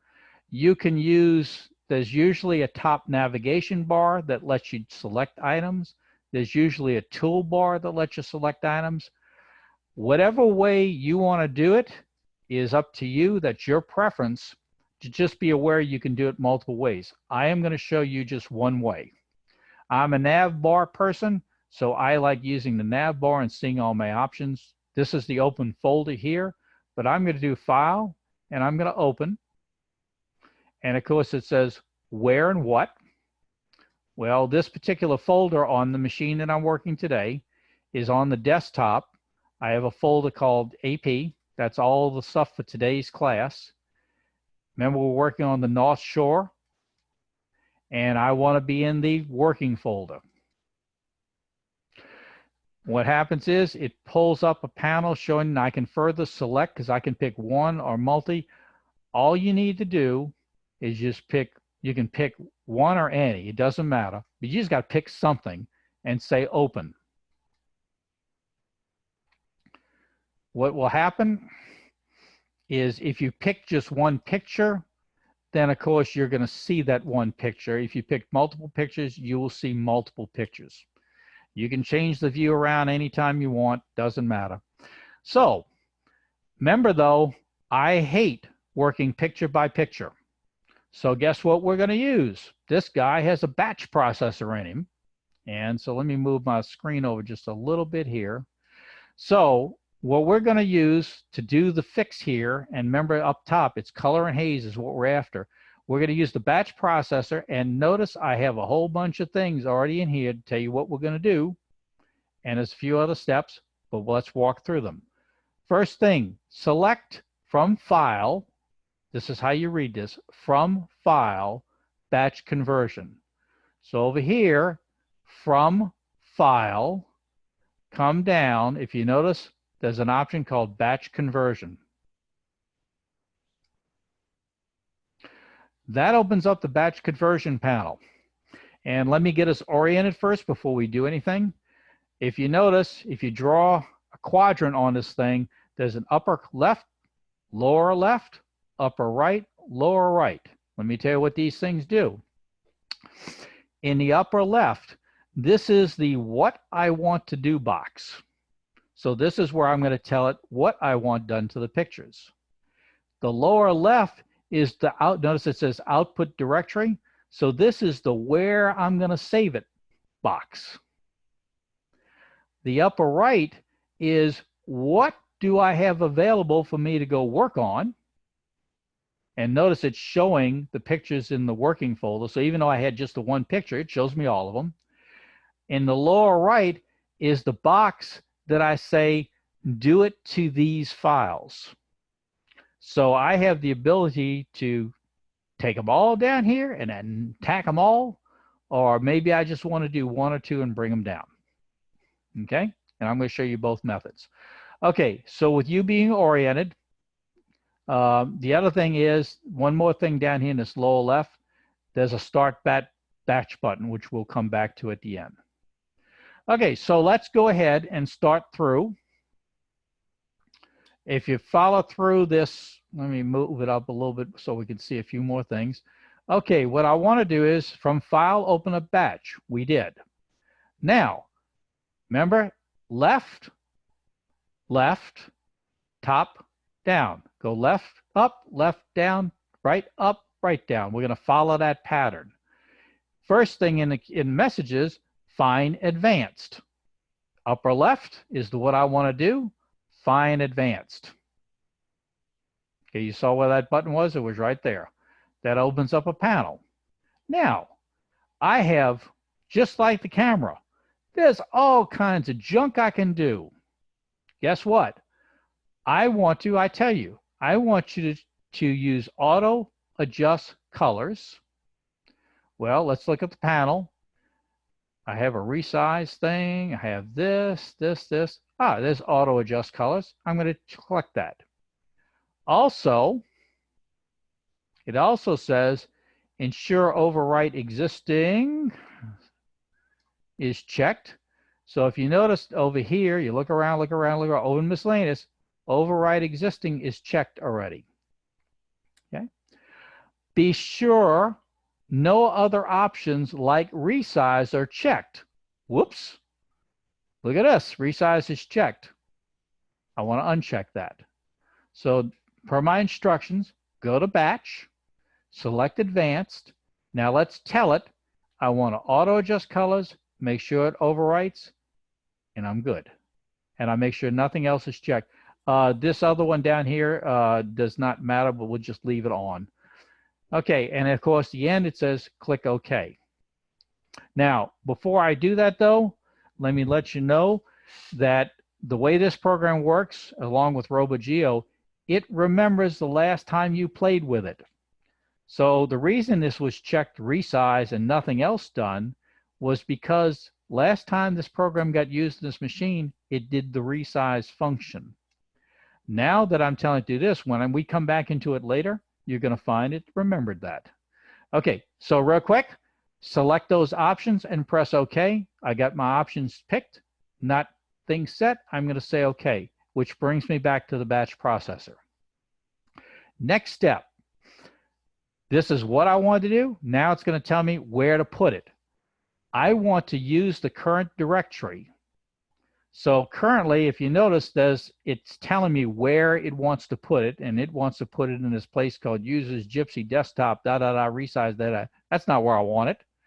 I want to put it in the same folder I'm in. Well, if it's the same folder, notice you have an option, use current look-in directory. If I click it, it basically sets it up for my working folder. Bingo. All right, so I've got now, oh, excuse me 1 second. I've got what I want to do, where I want to put it. Now I have to go ahead and also say, what do I want to attack? And remember, this is what I have available. I can attack one or multiples, all. And usually, since I've done my selection process, technically I only need to do the 4 photos, but I'm lazy because guess what? Down here, there's an add button. So if I click on this picture and say add, notice it adds it down here in the bottom box. So I could literally go through and pick them. Let me just do a remove on that. Or, since I'm lazy, add all. Since this is a very fast batch processor, I don't really care that it's going to go ahead and hit the target cards. I just want to make sure I get those 4. I'm lazy. So hence, I just do it add all. Then the next thing it says here, start the batch process. So if you come over here, I've hit the upper left, what I want to do, lower left, where to put it. I've looked at what I could pick and I've told it what to do. Now I'm going to hit start batch. Before I do,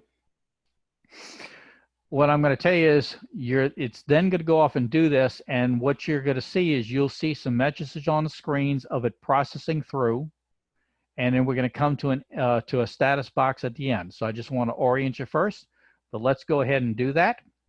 So boom, boom, boom, boom, start batch. Also you can watch down here in my lower left of the OpenView box. There's also a status bar that's going to be down here you can watch. Let's go ahead and start it. So here's the panel coming up. So it's going to process 9 files. Why is it not responding?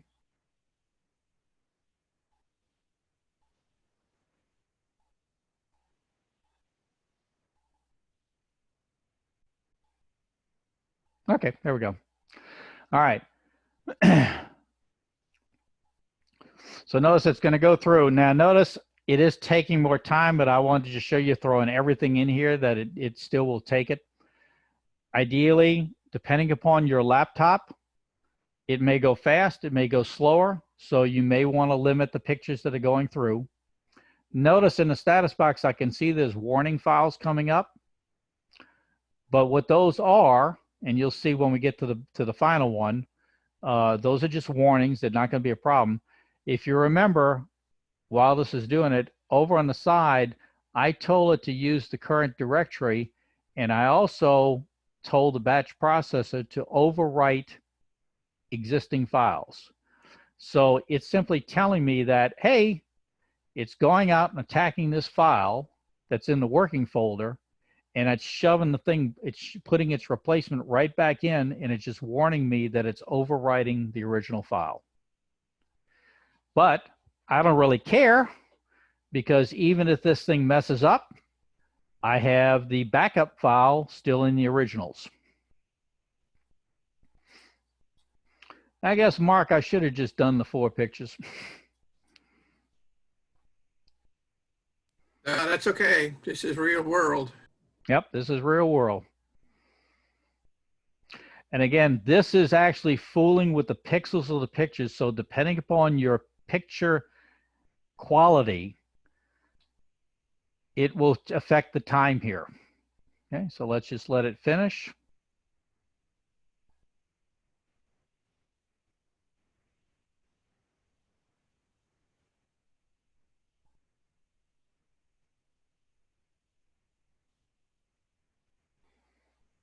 And it's on the 9th file now.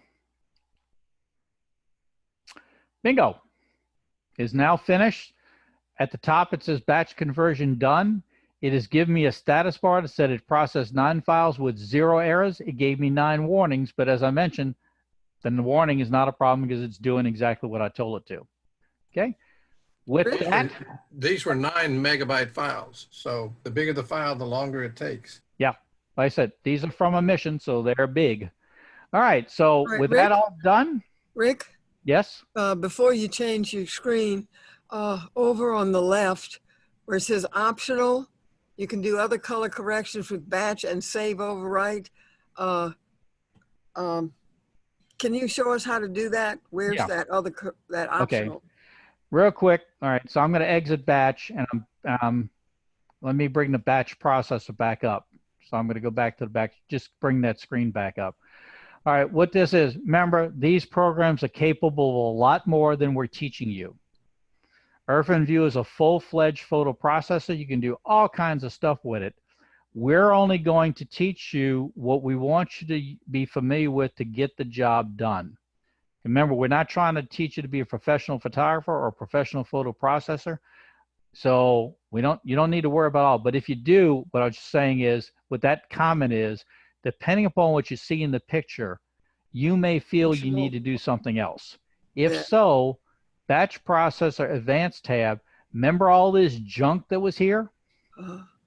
So you can do all kinds of other things. You can get into color correction and balancing using gammas and everything else.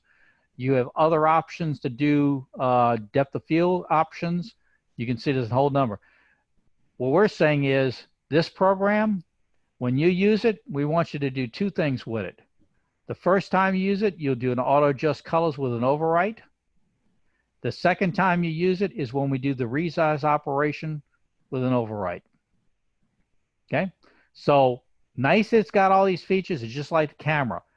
Nice it's got all those things. I want you to make sure you get 6 settings right. Nice this thing's got all kinds of capability. I want you to worry about 2 things. Okay, you can expand your knowledge from there. Okay, now just to show you, and notice it says close IrfanView, so I can get out of that. And if we pull up our picture, remember our little hazy picture? Come on. It's done some improvement to it. Let me get the other picture up also. That was, I think we took 6308. Okay, so real quick, there is the before, and here is the after.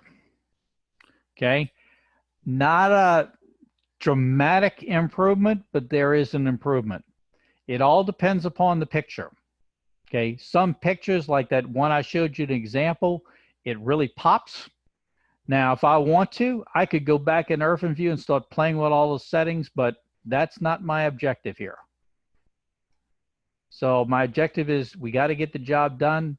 What has come up now is better and usable. Okay, it answers the questions. Okay, boom, boom, boom, boom, ding, ding, ding, ding. I'm done with the fix part. So now I'm going to come here, and now I'm in the next phase of the process, and remember, we're going slow here. When we get to the second example, you'll see how we can just flow right on through this. But I'm trying to make sure I explain all the steps as we go through. The next part of the process is make sure that everything is geotagged. Okay. And remember, I already showed you that we can easily go in and take a look, but it's picture by picture. We already know one of our pictures is not geotagged. But let me show you an easier way. Instead of worrying it back here, I want to make sure I get the best shots. I can always fix the geotagging. So I'm going to use RoboGeo. Okay. So let's get that program up. Now, I did put this in an email to everybody. Hang on, as soon as it's coming up on my secondary screen, and I'll drag it over. Okay. When you all open, RoboGeo, unlike the other programs, is a licensed program. When you download the version, unless you buy a license, it's going to want to come up in demo mode. It also pesters you about buying a license. Don't. For the purpose of training and you being proficient, the demo mode is the 100% capable program, free. The only catch is when you produced the product, it shifts the longitude, latitude, the GPS coordinates, it shifts it anywhere from 2 miles to 5 miles in the finished product. But for purpose of training, I really don't care about that, and I don't have to buy a license. Your wing, as our machines do, we have the licensed copies on the wing machines. Okay, so you do not need to. If you want to, you're welcome to buy a license. If I remember right, they're somewhere around 75 bucks. But my suggestion is, for what you're doing now, until you really get serious, use the freeware copy, the demo mode. You're just going to get this question every time, and all you do is say no. Okay, this is the window that comes up for RoboGeo. And just for orientation, like before, I have a nav bar at the top. I have a toolbar, and in this particular one, I also have a left bar. Okay, part of navigation. So I can, like before, I can do multiple things. What we want to do is follow along on the cue card. So guess what? Let's open up RoboGeo. The first thing is open up the pics, select File, get Images, Entire Folder, and go find the working folder. Okay, so that's what I'm about to go do. A couple of different ways. By the way, the cue card is laid out to always use the top navigation. Okay, but notice there is also an open project button here. There's an open and it's closed project, and there is an image folder here. I like keeping consistent, so I'm going to do File because it shows me all the options. I'm going to say Get Images, and I'm lazy. I want to get a whole folder. It will ask me where. So I'm going to go to where I'm at in the AP folder, North Shore Mix Set, working. Click it. And here's what's going to happen. It now opens up, because I told the whole folder, so it opened up all the pictures, including the target cards, as well as GPS, plus my pictures. So real quick, you see the pictures, you see what it has opened. Notice, and I'll show you some more stuff on the side, but notice it has the longitude, latitude data, and sure enough, there's a picture missing stuff. Also, when you click on this, you also have a preview panel here.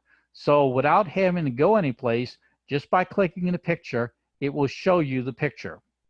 And notice, it's really nice because we cleaned it up with OrphanView. Okay, so with this, there's my pictures. I have a way to see them. I can immediately see my longitude, latitude data. So because the camera that was used had a GPS unit on it. Notice there is a timestamp which came from the camera of when the picture was taken. The longitude, latitude, altitude, and direction, these 4 items will come from the GPS if your GPS is capable. Some GPSs may only give you longitude, latitude. Some may give you elevation or altitude, And this item that's marked direction is orientation. Remember, this would be the orientation from the GPS of the plane, because it's the way the GPS is moving. But remember, I told you there's a couple of things I'm going to show you in a second. So these might not be the way the plane is going, because I may have a seat factor in there to adjust. And obviously this first picture, remember, we know that's our north-facing shot because it was the first picture. And it has a direction of 6 degrees, which is close to 0. Now, I know the aircraft had to be flying at east at 90 degrees. So obviously, RoboGeo has done something to these direction numbers. The last column I'll point out over here, because you'll need to know about it, is you have the ability to put a title in. Okay. Now, the reason I want to cover this real quick is, remember your customer. I said, know what your customer wants.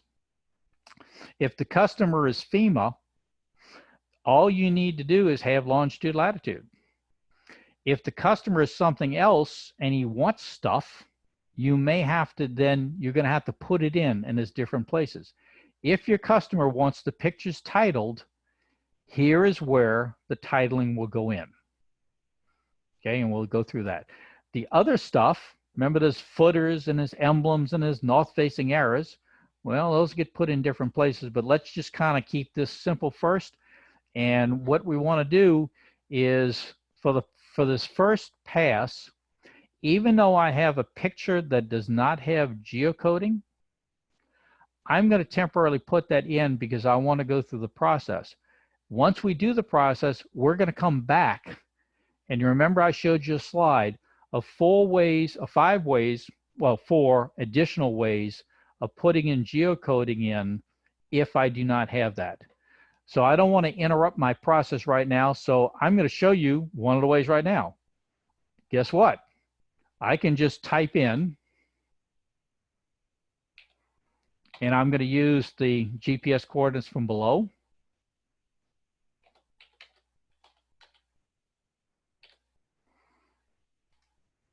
And okay, I'll put altitude in. I'll be nice. And I'm going to leave the direction arrow in there. There's one of the ways you can do it, but notice, type, type, type. Okay. I don't particularly like doing that. I don't want to do it that way, so you'll see how we'll fix that in a second. All right, the other thing I want to do real quick before we get started in the process is, remember I told you about checking parameters? Let me show you how to go do that before we start moving into this program. Up here on the top is File. And let me move my cue card down to that last page that I told you about. So, when you first install it, just to let you know, you go to File, and the information is right here. I'm just going to show you this because this is a one-time deal. File, there's Preferences. Click on Preferences. Let me bring this back off my other screen to here. Okay, if you have, the first time you have to tell it about the Photo One RCF program, you will go, and the information's here, you're going to go into File, you're going to open a local file on the machine, and you're going to go tell it where that Photo One file is on your machine. I recommend that you put that in the program folder. So on this particular machine, if I go to the C drive, I go to my program files. Oop, I'm on this special machine. RoboGeo. Notice in the RoboGeo folder, I've placed that. You can put this file anywhere. This file can be out on the internet. It's up to you where you want to put it. My recommendation, though, from a standardization standpoint, is always put it in the program folder. Once you do that, one-time deal, you're done. Now, remember these other parameters that I mentioned about down here? Here's the parameter panel. So up here at Files where you do the configuration file, then here are your parameters. If you look down below, the way I've configured the table is finding what you want is a problem, but I've given it to you. to see if you have a cap emblem installed, the parameter is cap emblem. You will find it by looking in images, stamping, logo, stamp logo. So come over here, come down the list, images, click the plus sign. Next item was stamping. Stamping. Next item after stamping is logo. Logo. Then click on stamped logo. And if you notice, now that I've clicked on it, the value is true. So if I come over here, I notice I have for you the preferred value, true. Bingo, we're done. Okay. By the way, that's going to pretty well, these will probably get set for you by the Photo One program when you install it. Okay. Just to kind of orient you on a couple other ones, let's go look at that time offset we talked about. Actually, let's do the seat position first. The camera shooting angle. Remember I told you, I am guessing, because this thing worked out, that this thing is probably set up right now for the photographer in the back seat shooting out of the left window. So let's go check. To find the camera shooting angle, go find track logs. All right, go to track logs. Go find photo direction from track log offset. Oh, a bunch of words. Bingo, photo direction from track log offset. Click that. The current value is 270. Scroll over here. If the AP is in the scanner seat, we want to set the value at 270. Boom. If the AP is in the observer seat, we want to set it to 90. This is set for the back seat. If you do need to set it, you simply type in the number and hit save value. It's now set to 90. Okay. Now notice I changed this. That number didn't change. These things get applied when you bring the photos in. So I'm going to put it back to 270 because I want to leave it on 270. Okay, and I'm just going to close the parameters out. Okay, so basically these parameters, I didn't do the UTC offset, but I'll show you how to, we'll go back and change that later. Okay, so anyway, from a first time you use it, log in at Photo One. Most of these things will be set correctly. The main one you need to be checking every time you do a sortie is that camera angle offset correct? Because what happened is, if I didn't have that 270, this would have not said 6.7. It would have said 96.7 because the plane was flying to the east. Okay? All right, let me stop here for a second and see, Mark, is there any questions that we ought to hit since we're doing this configuration? No, there was a question about what would be the value for a ground team photo. And the response for that is, if you're outside of the vehicle, then whatever the GPS is, the direction the GPS says, that's the direction that you're shooting. Okay, well, tell you what, that's a good question. However, well, let's hold that. That is the right answer, but there is a shortcut. And I'm going to show you that a little bit later. I do not want to interrupt what we're doing at this point. So right now we're on the track of making sure. So now that we know the RoboGeo program is configured correctly, let's come back to our cue card and go back to where we were. And now, oh, sorry. We're about halfway through. You want to take a break? Tell you what, let me finish this section. And then we'll take a break in a few, because I'll get through the encoding piece here. All right, so real quick, if you notice on your cue card now, you have you've got the pictures in, and then notice there is a thing about making sure the GPS encoded. We will, for this point, assume they're done. I'm going to come back later and show you that. If you need to add a title, I already mentioned this, we will add title. So I'm going to do this and just say North Causeway. Okay. And if you want to, you do have the ability to copy and paste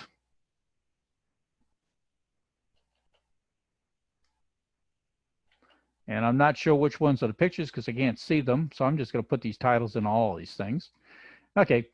So real quick, I'm going to put a title in, and only because we're going to assume we have to do all this stuff. And oh, here it is. And here's the shortcut, but I want to skip the shortcut at this point. So what I want to do is get to a point where we got things saved. So now, here's the thing about RoboGeo. Even though I have opened the working folder, I have opened the working folder and brought these pictures into the program's memory. So the working folder is not touched yet. So any corrections I made, and like the titles here, or if I've had to go fix things, they're not saved yet. So if you follow through, once it does the stuff, it says, let's write out the XF data back into folder working so it's saved. Now, to show you how, the reason I wanted to get through here is because I'm going to show you now the left nav capability. I can go find some of these things through, but when it gets into the simple things like file open and that, we'll just do them up here. When it comes to manipulations, we're going to be using the left nav. So notice, I want to save everything here back to the working so I don't lose what I've done. So we will write the XF data to files to folder working. And where do I find the command to do that? It's in the parentheses. Go to step 4, item 5. Step 4, hit the down arrow. Notice there are a number of things in here. They're not numbered, but if you count down, 1, 2, 3, 4, 5. And notice what it says, write location data to the XF headers or to the metadata. Okay, so if I click that, now this just said write it.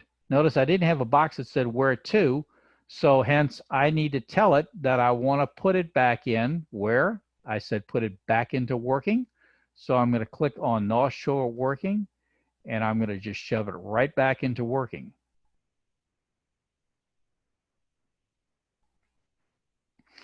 Down here in the lower left, if you notice, there's a status bar, and you'll be able to watch it doing, anytime you're doing an operation with the program, it will show you a status bar down at the bottom of what it's up to. And it's taking its sweet time.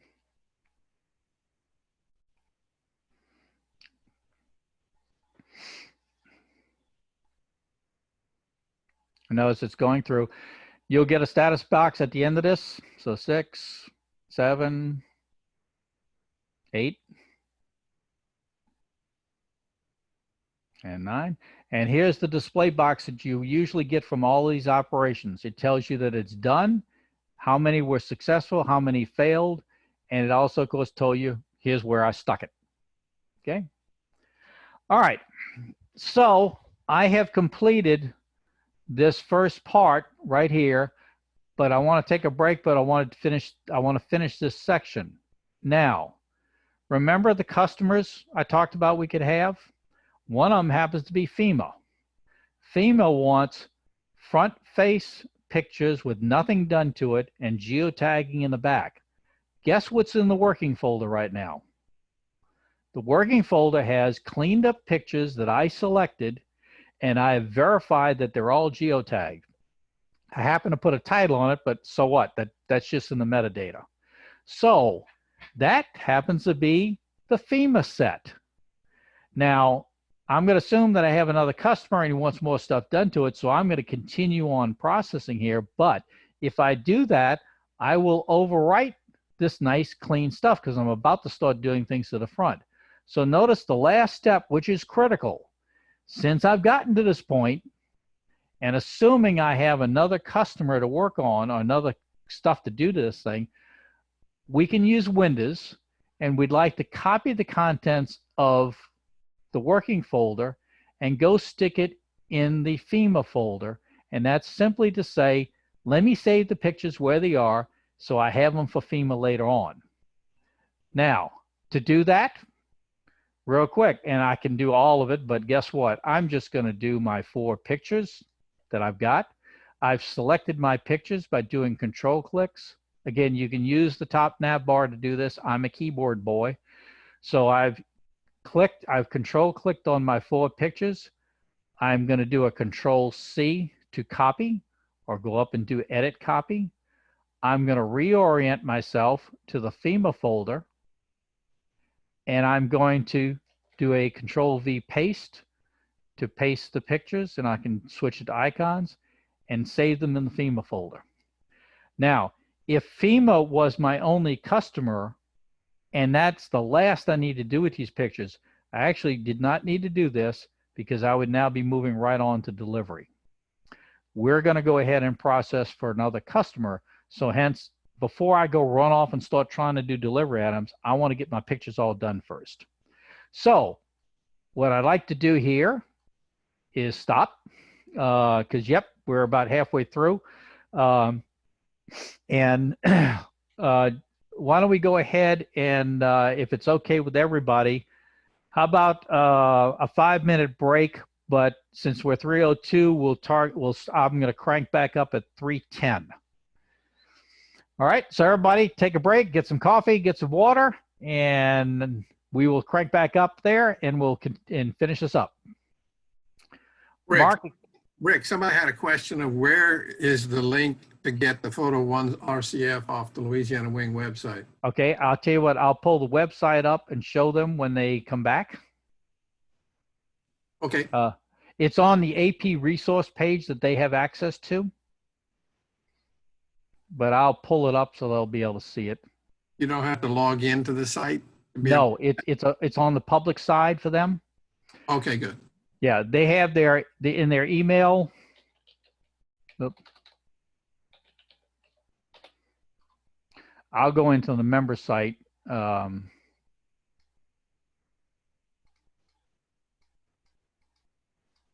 And just have it up so that they will be able to see it. Nope, dang it, typed it wrong.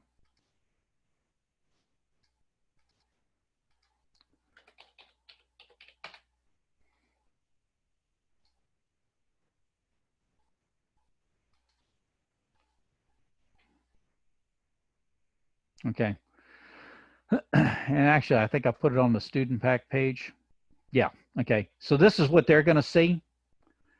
So it wasn't on here before, but I loaded it down below. Oh, okay. So Mark, I'll leave this up. See, this is the page that they were going to come to, and I've added it down here to the bottom so they can download that. Very good. All right, I'm going to mute myself for a second here and make a quick stop and be right back.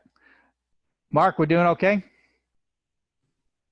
Yeah, this is where you get where people get lost because there's so much stuff. You just Okay, I'll be right. through slowly, and then they have to try it step by step, slowly when they get through with the class.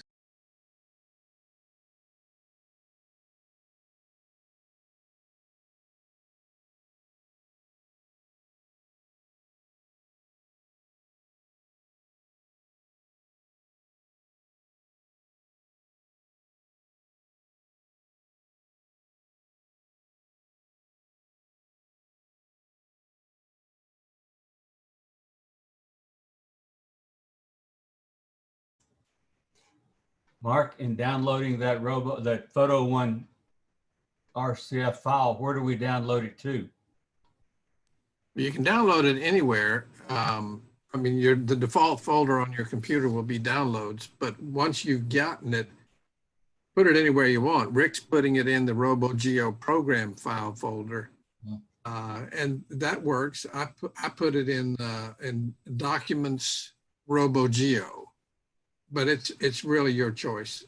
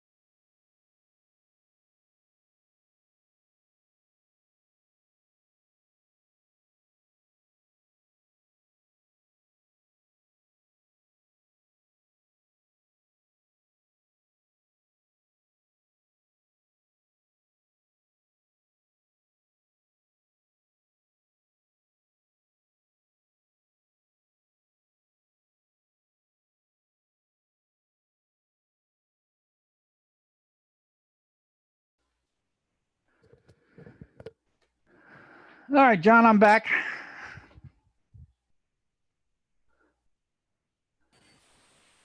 Rick, that address looks like is you're logged in. Is that right? Yeah, well, I just went to the member site. They have there's a parallel site for the outer wing, but these two panels are the same. I was just showing them where this photo one thing is. When everybody's back, I was just going to mention they have the link to their resource page, to the outer wing resource page in email number 2. And when they go back to it, just like this one, the photo one has been added to the bottom of the table. Okay, somebody commented that the RoboGeo config folder downloaded with the student packet is empty. I'm not sure I can. Well, check. that's what, yeah, that's what I realized, and that's the reason I've added it, is because it was not in there. It is now. Okay. Also, all right.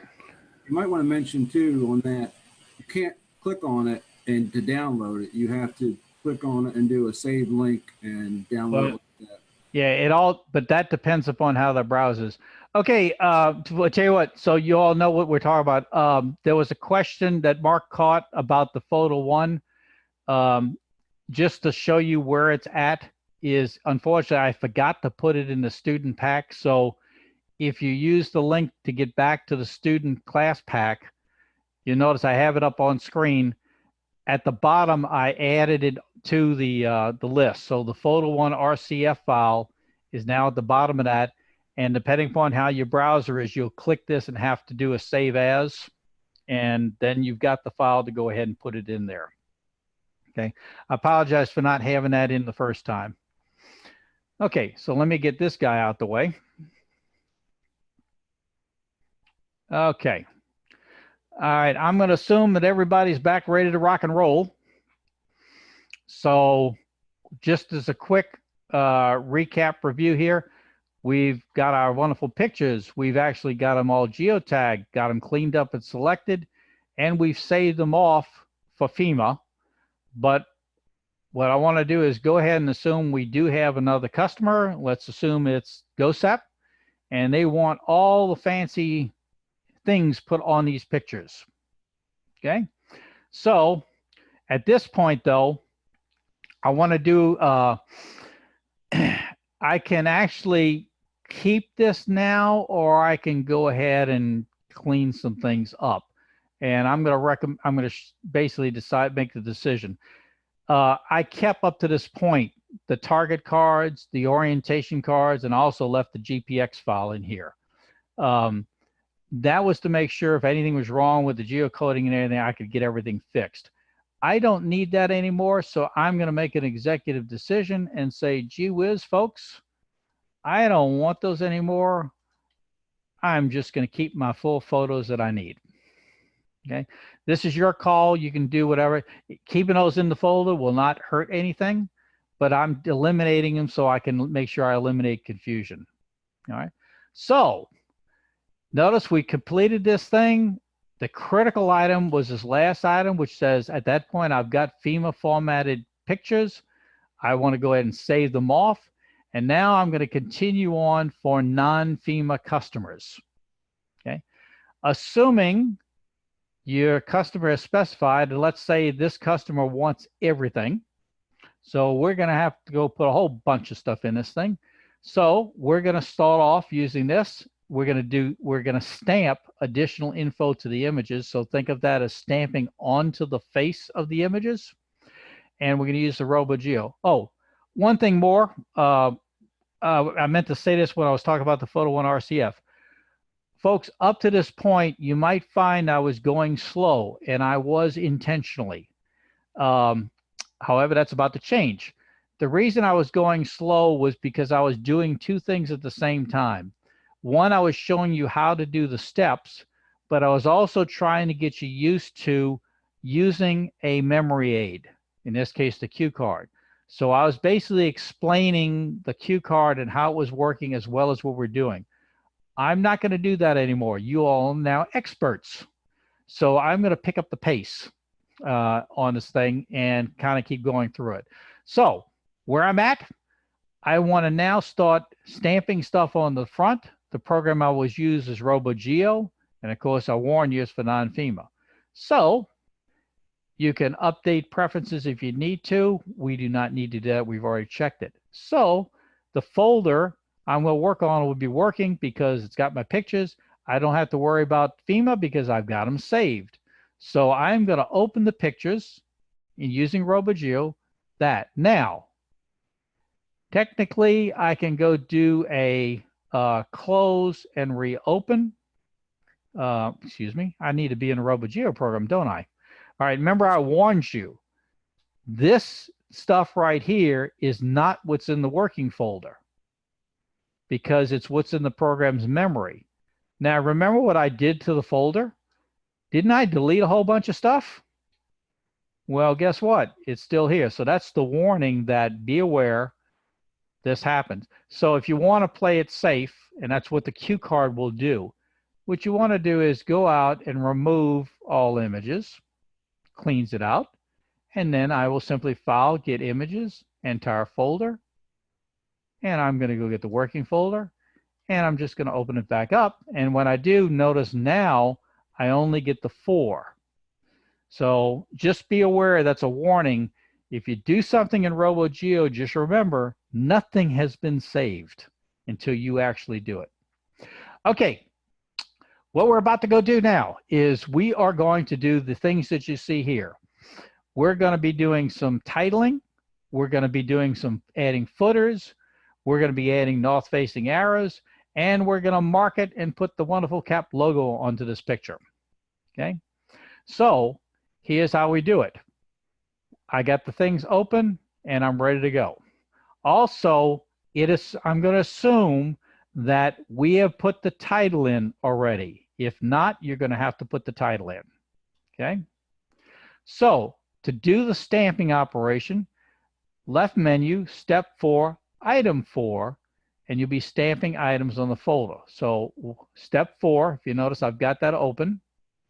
Step 4, item 4, 1, 2, 3, 4, stamp location data onto photos. So I'm going to open up. Now this is where having the Photo 1 RCP file is critical. If you do not have this, you're not going to get things done. Let me bring it over here because there's, okay, so I'm going to do step 4. Notice the first bullet. When asked, we're going to save what we got in working. Go ahead and save it into the stamped folder. So when this panel comes up, instead of saying working, I'm going to put it in stamped. Okay. Now this process does several things at the same time. Notice the next thing. When asked, answer the question to north-facing arrows. Do you want them or not?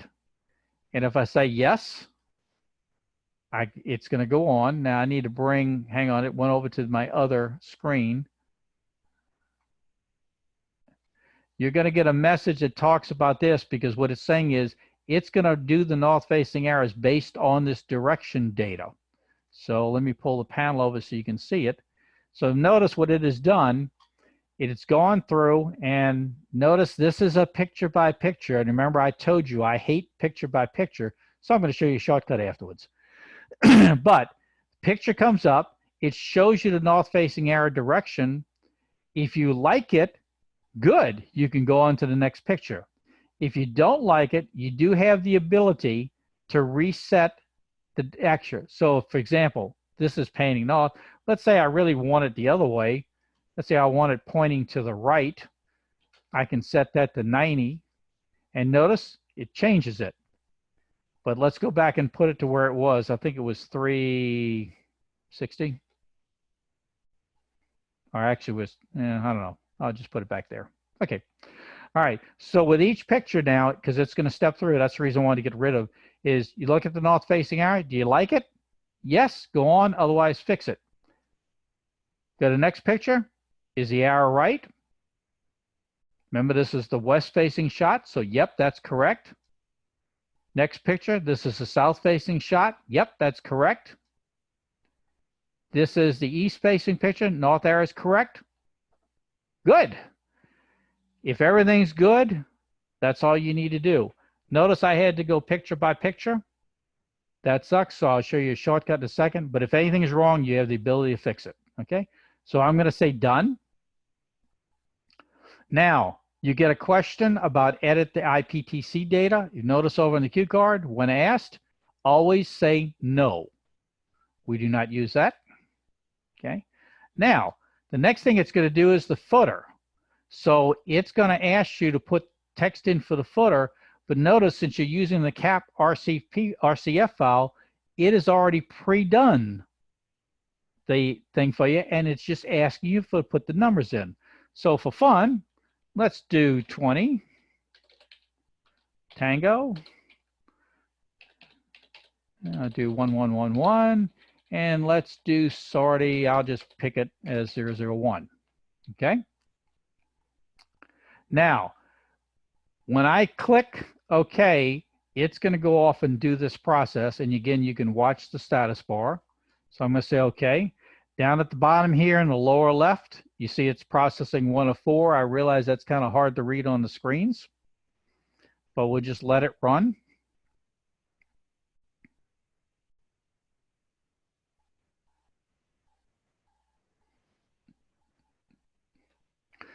Now, remember I told you, I warned you about what RoboGeo does to its memory. So let's get it finished. And remember, we also told it to save it in the stamped folder. Come on, it's 3 or 4. I should have scaled the pictures back. But we're running with the full resolution pictures.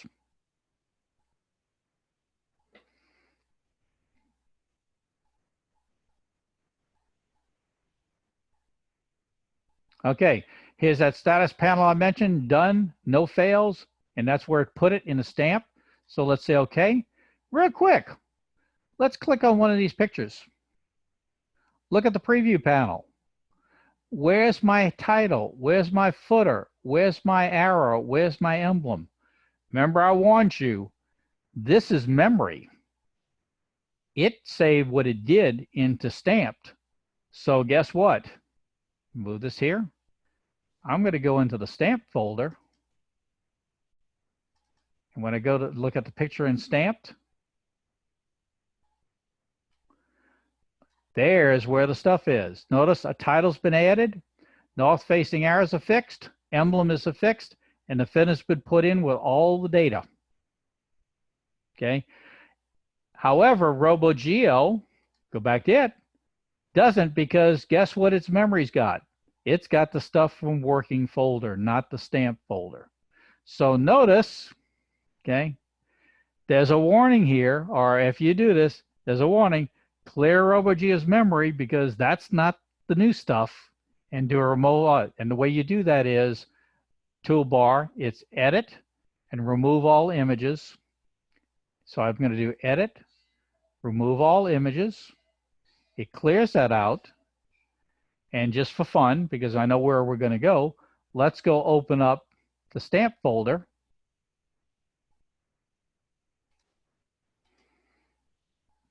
And notice now I have images in here, and you can see in the preview panel, there's the images with the stamping.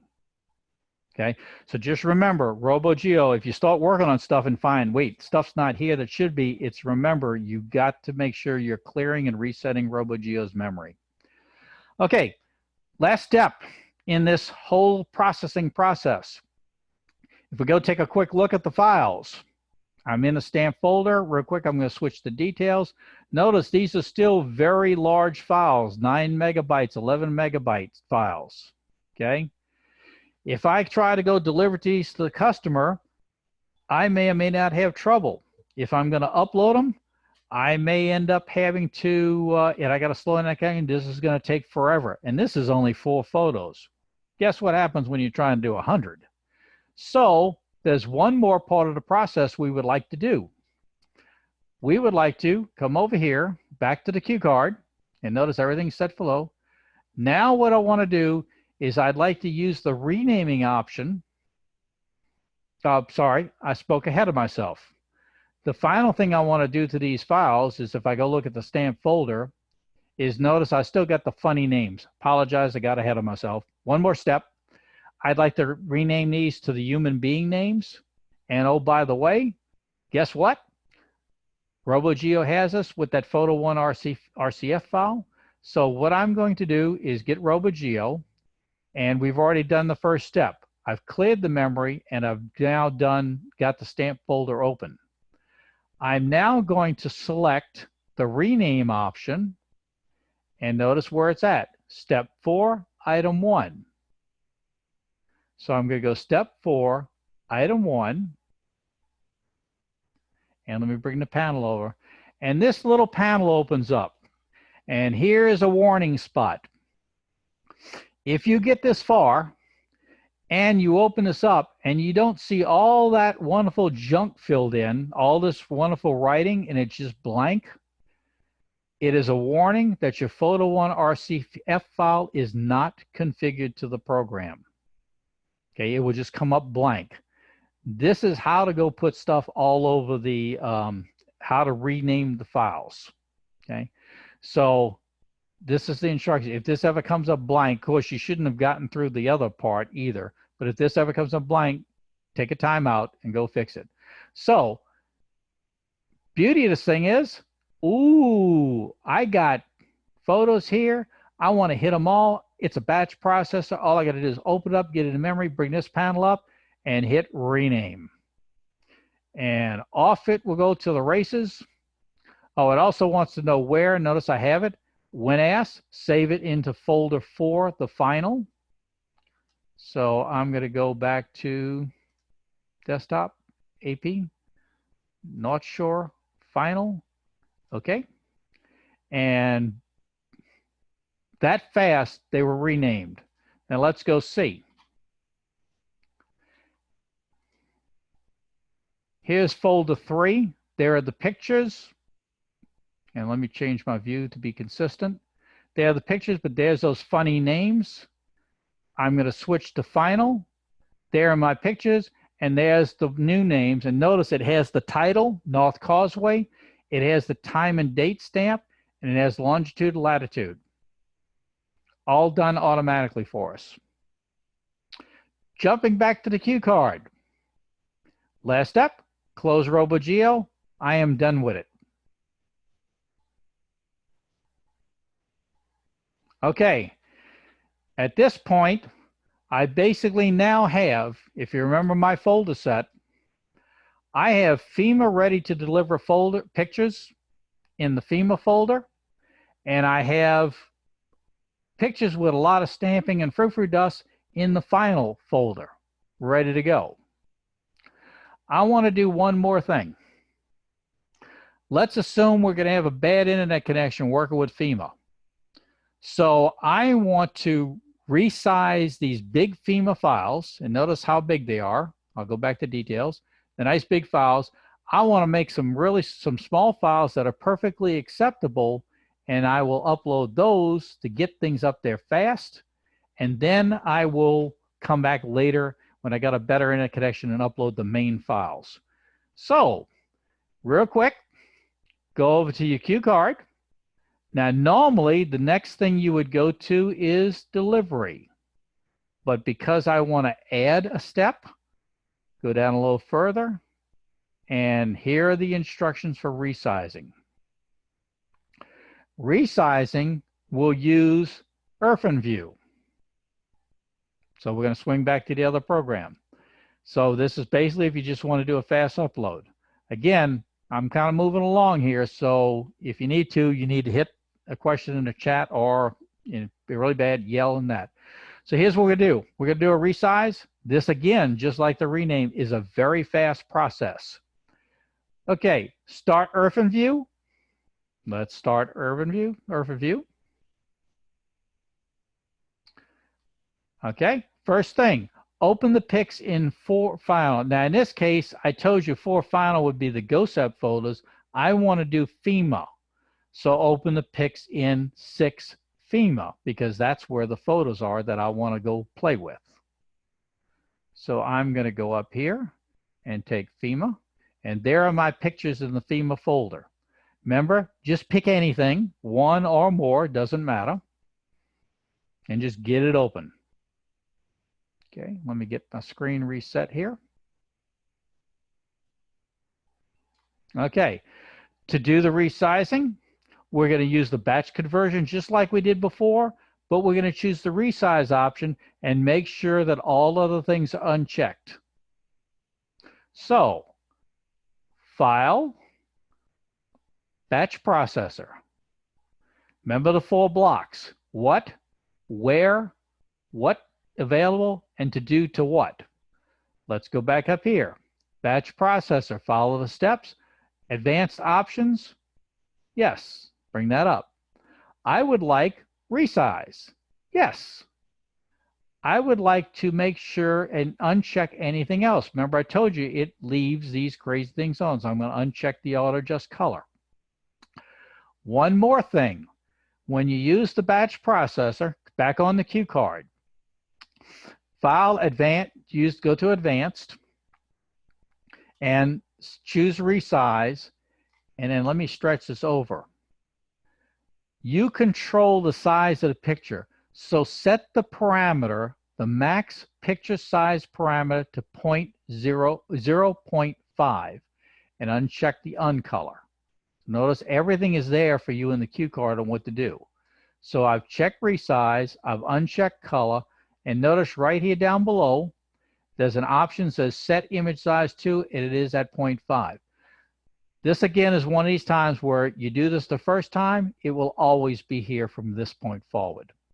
Okay. You then say, okay, boom. I've now said what I want to do. I need to say where I want to stick it. So notice the next thing, continue, but batch. Then you want to, this time you want to save it into the resize folder. Remember the first time we did it, we came in and said, use the current directory. Well, I don't want it to go back in the current directory. Those are my good pictures. So I'm going to hit browse, and I'm going to browse to the resize folder. So now I've said resize, put it in the resize folder. I have these to pick from, and I want to do it to all of them. So just like before, I'm going to say add all. They're down below. So I've got what, where, and what I want. I'm going to come down and hit start batch. And unlike the first time, this is a relatively fast process. 4 files done, 0 errors, no warnings. I'm going to exit batch. Notice it says continue, start batch, then exit the program. So I'm going to exit the program. And now to check, remember my FEMA pictures? Go to details, 9 and 11 megabyte files. I'm going to go to resize, go to details. Looky here. My 9 and 11 megabyte files have just been slammed down to 300K. That's going to make a tremendous amount of time difference when I do my upload. Okay. Boom. So I'm at the end of the photo processing section. So if you remember that, and I'm ready to go into the delivery section. Looking at the cue cards real quick, remember, the process I did was set up the folders. I used something to go do selections of what I want. I then came in and fixed them, color correcting, getting rid of haze. And of course, I can do other things. I then made sure they were geotagged. I then, if they were FEMA, I saved it off. So I got a FEMA set, and of course I could then just go, but if I got the customer wants other stuff, I then have an other stuff section to stamp it on. I did a rename so human beings can read the thing. I also threw in an extra step before delivery to go do the resizing. So that's what I just did. And now I would be ready to go into the delivery process. Okay. However, what I'm going to do is just do a stop here for a second and do a check on where we're at, because I'm going to, before we go into the delivery piece, I want to go back and handle a couple of extra things that you need to know. But first thing is, Mark, are there any questions that we ought to bring up to the table? No, the last thing that was posted was from Kathy. Does the resized image have lessened quality? Yes, it does, but it's not serious enough to cause a problem in Right. the actual viewing. The important thing is you got to get them fast, and that's the way you got to do it. Yeah. So if I bring up just for a thing, if I bring up, come on. Also, Ronald Thompson had a question. Do the FEMA pictures need to be renamed? No. Right. Yep. Come on.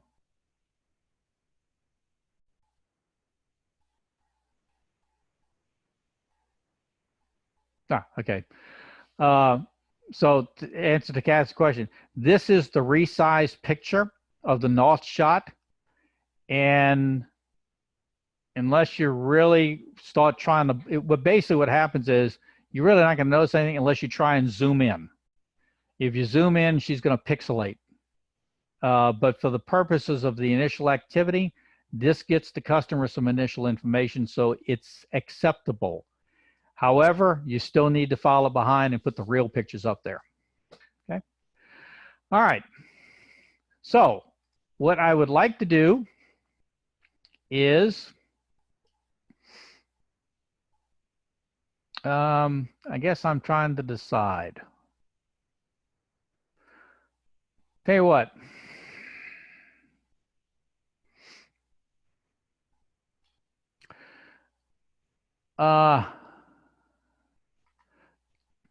Yeah, no, let's go ahead and stay in the processing and not confuse things with delivery yet. So here's what we're going to do is I'm going to break the process now. Normally you would just go on straight into the photo delivery process.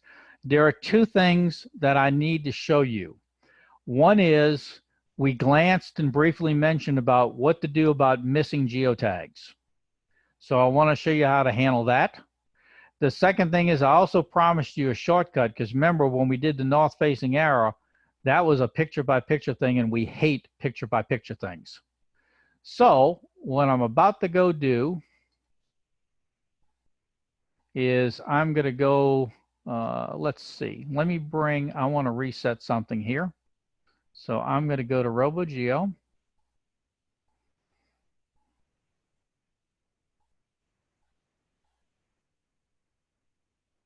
Actually, get this out the way. Tell you what I'm going to do. These 4 pictures, I'm going to go back to this. I'm going to go back to, I'm going to create a new folder here because actually I don't want to overwrite our work. I'm just going to create a new folder for play geotag. Okay. Here's what I'm going to do. I'm going to go get our 4 pictures because they're still in the original folder. So I'm going to go get 2691, 6296. Where's that little guy at? 6296, 6301, and 6308. And I'm also going to get the track log folder. Okay, and I'm going to put this in this little play folder so we can go play. Okay, here's what we're about to go do. If you remember, one of these pictures did not have a geotag. So I'm going to go back to the cue card. And if you go to the top of page 2 is where I'm going to re-engage. This is where we did the geotagging with RoboGeo. And I said here, and there's extra processes here. So I am going to get RoboGeo cranked up. Oh, I already have it cranked up. There we go. Okay. So as before, I'm going to open my images, but this time I'm not going to use working. I'm going to go ahead and go get the images out of my little play folder I created.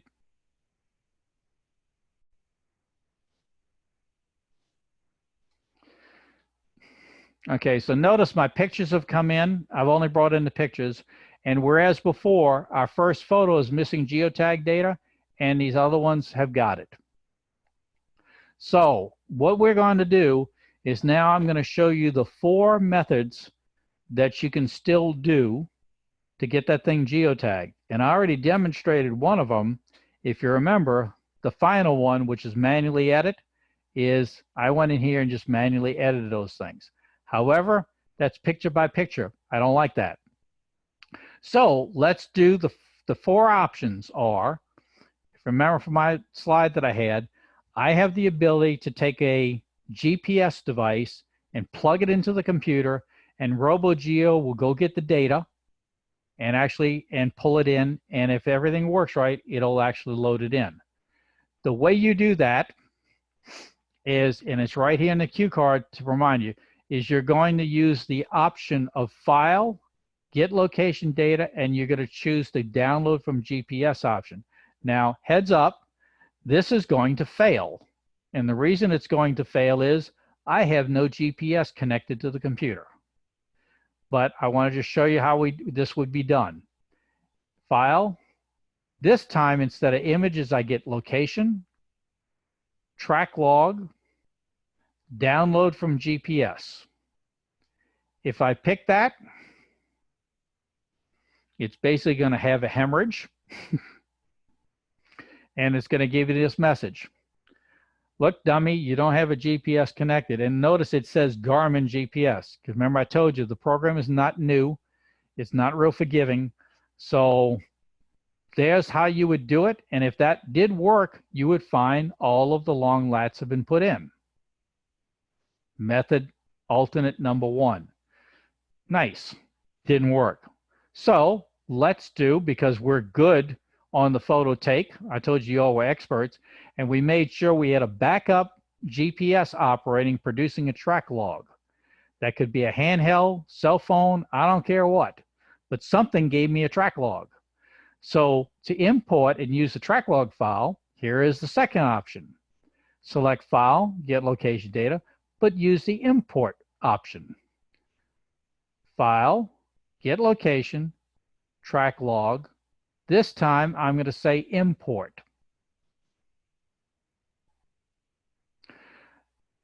It shows me the folder. Now, remember, we're in the play folder, so let me just go ahead and get to the play folder to make sure. I need to go point it to wherever the track log file is. And here's the track log file. Notice it is a GPX file. I simply click on that, say open, and if it is happy, bingo, long lats came in. It also, however, did not discriminate. It also overwrote the other ones too, because if you notice, look what the direction column did. Obviously, the handheld GPS or the backup GPS didn't have the same orientation, and now I got another problem with my hands. My orientation just went out the window. But I wanted to do that so I can show you a simple fix. But first, let's go ahead, and I'm going to intentionally remove this. I didn't mean to do that. Okay, let's fix that. I'm going to take the pictures back out. I'm going to go get my pictures again so I can show you the next method we're going to do. There are my pictures. And what I'm about to go do this time is I'm not going to do the GPS device. I'm not going to do the GPX file. I'm going to use Google Earth. Now, first thing, Google Earth must be installed on your system. And you're going to see it's like a picture by picture, which I don't like, but it's pretty damn easy to use. So to use Google Earth, okay, and there is in the cue cards, but I'm just going to show you, go File, Get Locations, and notice in this menu, instead of going to Track Log, Google Earth is in the menu. I'm going to click Google Earth.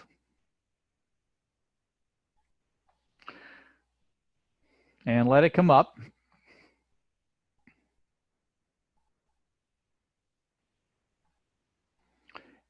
And now I'm going to show you something. Okay, even though I've started up Google Earth, RoboGeo is still there. And hence it has this little panel over here on the side. See it right there? Now, what this says is I'm playing with picture 1 and it's letting me use Google Earth for that. It's telling me that the longitude, latitude is in the crossbar. And if I press this geocode button, it will stamp this picture with that information. I could also play with a title. And of course, this is picture 1 of 4. So notice I have some navigation arrows to let me go through. Here's how you use it. I just need to tell Google Earth where is it I want to. And since this is Google, guess what? I can type something as simple as Causeway.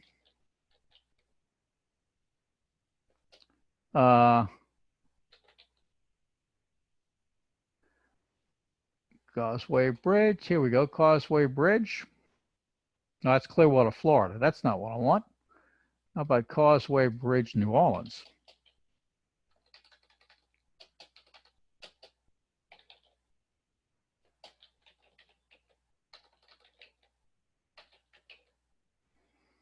And hopefully, if it doesn't show up in the list, no problem. Just hit search.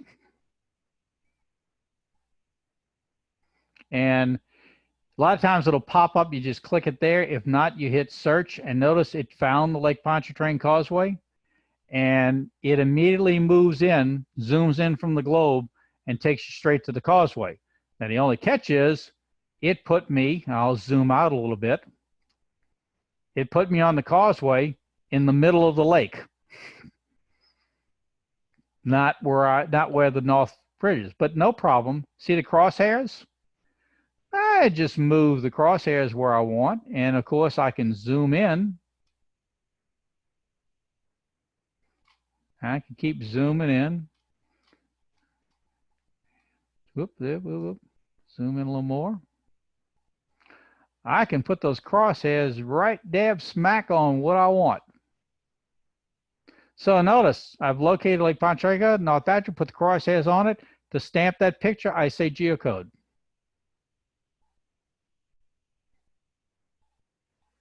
And that's okay. Notice it automatically moves to 2. Now, the reason it just moved off is because that picture had some geodata and it moved me to where it was. Well, why did it move from there? Let me back out. It moved, what's it doing over there if my target was here? Remember I told you the GPS data that got encoded to that picture was the camera's GPS.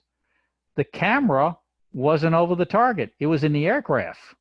So that's the reason you saw it move over.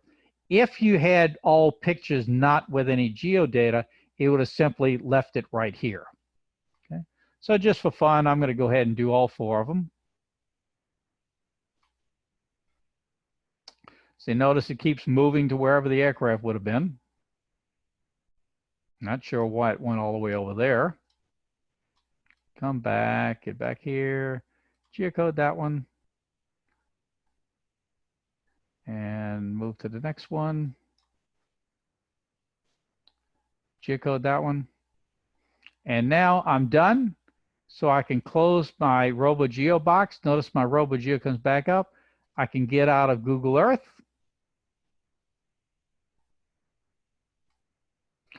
And notice I have longitude, latitude on all the pictures by RoboGeo. Notice though, and the reason I didn't let that last one do it is these other 2 had altitude and direction data from the GPS. When I used RoboGeo on it, RoboGeo doesn't know anything about altitude direction, so it wiped them out. Okay. All right. So there are the 5 methods. 1, use a camera that does it in the camera. 2, use a GPS connected to the computer. 3, use a GPX file from anything you got and import it to the computer. Use Google Earth or manually edit. There is how you can solve your GPS coding problems, but remember the problem. Camera works, everything done. I am fast. Anything else I have to do takes more time. And I would prefer not to take time. Okay. Now, Mark, any questions on that? Otherwise, I'm going to hit the other shortcut. The only thing is that if you are entering latitude and longitude coordinates manually, RoboGeo wants them in decimal degrees. And so if you have to do some conversion, good Yep. luck. Well, actually, there's two things to note on that. If you notice, correct, the format that's been used by RoboGeo is decimal degrees. So not degrees, decimal minutes, not degrees, minutes, seconds. So you need to convert it. Good news is use Google. It'll convert it, or you can have your own converter program. Another thing to note, these are global coordinates. So notice the longitude is not 90 degrees, it is minus 90 degrees, which is indicating our hemisphere. So be aware of those two things. Now, I would like to show you a shortcut. Remember about the north-facing arrow. This is only if you're using north-facing arrow. Remember I told you that when you went to the north-facing arrow, remember we did that step 4. So if we go down here to the additional thing from step 4, that was about north-facing arrows. When I went through that process, the process uses whatever in this direction column and brought up the arrows. If we didn't like it, we had the ability to change the arrow. However, that is picture by picture. And you remember I said, we don't like that. Okay? So there is a shortcut. The shortcut, first of all, goes back to you being a highly experienced, well-trained aerial photographer, and you have executed the prep and take steps completely. And when I say that is, you have flown a known target pattern. Okay, remember our recommended pattern, our sequence. Always start with the north shot first. Then always shoot whatever's your next one, and your next one, and you use that same sequence every time you do. Okay, so guess what? If you were in the back seat of the aircraft, shooting out the pilot side, and you follow the recommended sequence, the shot sequence will always be north, west, south, east, always.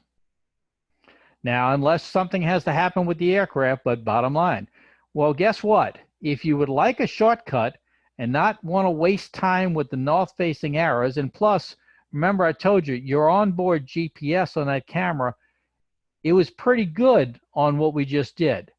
Mark and I have seen where, oh, it ain't close. And we don't, you know, we've never been able to pin down, so Lameta's not good, but bottom line, it can be off. Here's a shortcut. Back here at the beginning, when you're playing with your photos, and remember you have the option to put the title in, while you're here, see the direction column? Type in your shot sequence. So for example, my shot sequence is north, west, south, east. If I have multiple targets in here, I just blast down this sucker. Now, yeah, I'm typing things into individual pictures, but guess what I just guaranteed? When I go into the stamping process for the north-facing arrows, every arrow will be correct. And all I have to do is just blast through that and get moving. If I was in the right seat, I would use 0, 90, 180, 270. If for some reason I didn't use that normal process, but I used the sequence and I know the sequence, you can just blow it in here. And you can blow this in for all the targets you got. So this is a very fast way to handle problems with the north-facing arrow, and it's a shortcut. But it requires that you know your shot sequence, okay? So if you always are in the habit of doing the same shot sequence religiously, you always know what to put here. The other thing too is there's another advantage to doing this. remember there was a parameter that you need to set called the shoot angle. Yeah, I can't remember the name of that. Hang on, I'll go down to it. Because it's in here. Okay, the camera shooting angle. You have to change that for 270 and 70. Guess what? That's if you want RoboGeo to fix this for you. If I don't care what it is, I don't care if that parameter is set at 90, 270, or 0, because I'm going to overwrite it here. So this is just a quickie one. It saves time. Again, ideally, you'd love it to be perfect. And if you remember, you only get into this if you have to use the north-facing arrows. If your customer is FEMA, don't bother. But if the customer wants it, you can either see what it's got and make adjustments on a picture-by-picture basis, or just say, to heck with that, I'm going to blow it in up here at front, and when I get the north-facing arrows, I'm done. Okay. Those are the two extra things, add-ons, that I wanted to hit on the processing process. Mark, are there any questions, or John, any questions that I ought to handle? No, there was some questions about external sources for latitude, longitude, and we pretty well covered that in the chat. Yeah. Okay. Yeah, I've got my own programs that actually do translations, but okay. So let me go back to here. Oh, that's not what I wanted. Sorry. I want to go back to here. Okay. So real quick review. We've come out of the sortie. We've executed this center section. Let me pop it up so I can put it on. Whoop, I take it back. I took them off of there. All right, so we've executed the second section. So now we have product and it's ready to deliver to the customer. So what I want to do now is talk a little bit about delivery and show you those. Good. All right, we're at 4 o'clock. We're going to hit this real quick, and then that gives us a chance to do another class exercise set, and I can show you how wonderful it works when things work right. Okay, so a couple of things on the delivery process. Number one, it doesn't matter what you want. Just make sure you give the customer whatever they want in whatever means they need, and make sure it's the right product. Okay, some typical deliveries. Just so you know, hey, electronic-wise, you can always do uploads to anything. You can always email stuff. Of course, if you're dealing with 12-megabyte files, that can be a problem. You can burn things the old manner way. Oops, go back to it. And besides those, you can use programs to do the uploads. The FEMA process user program, and of course, you can use Wimmers to do some stuff.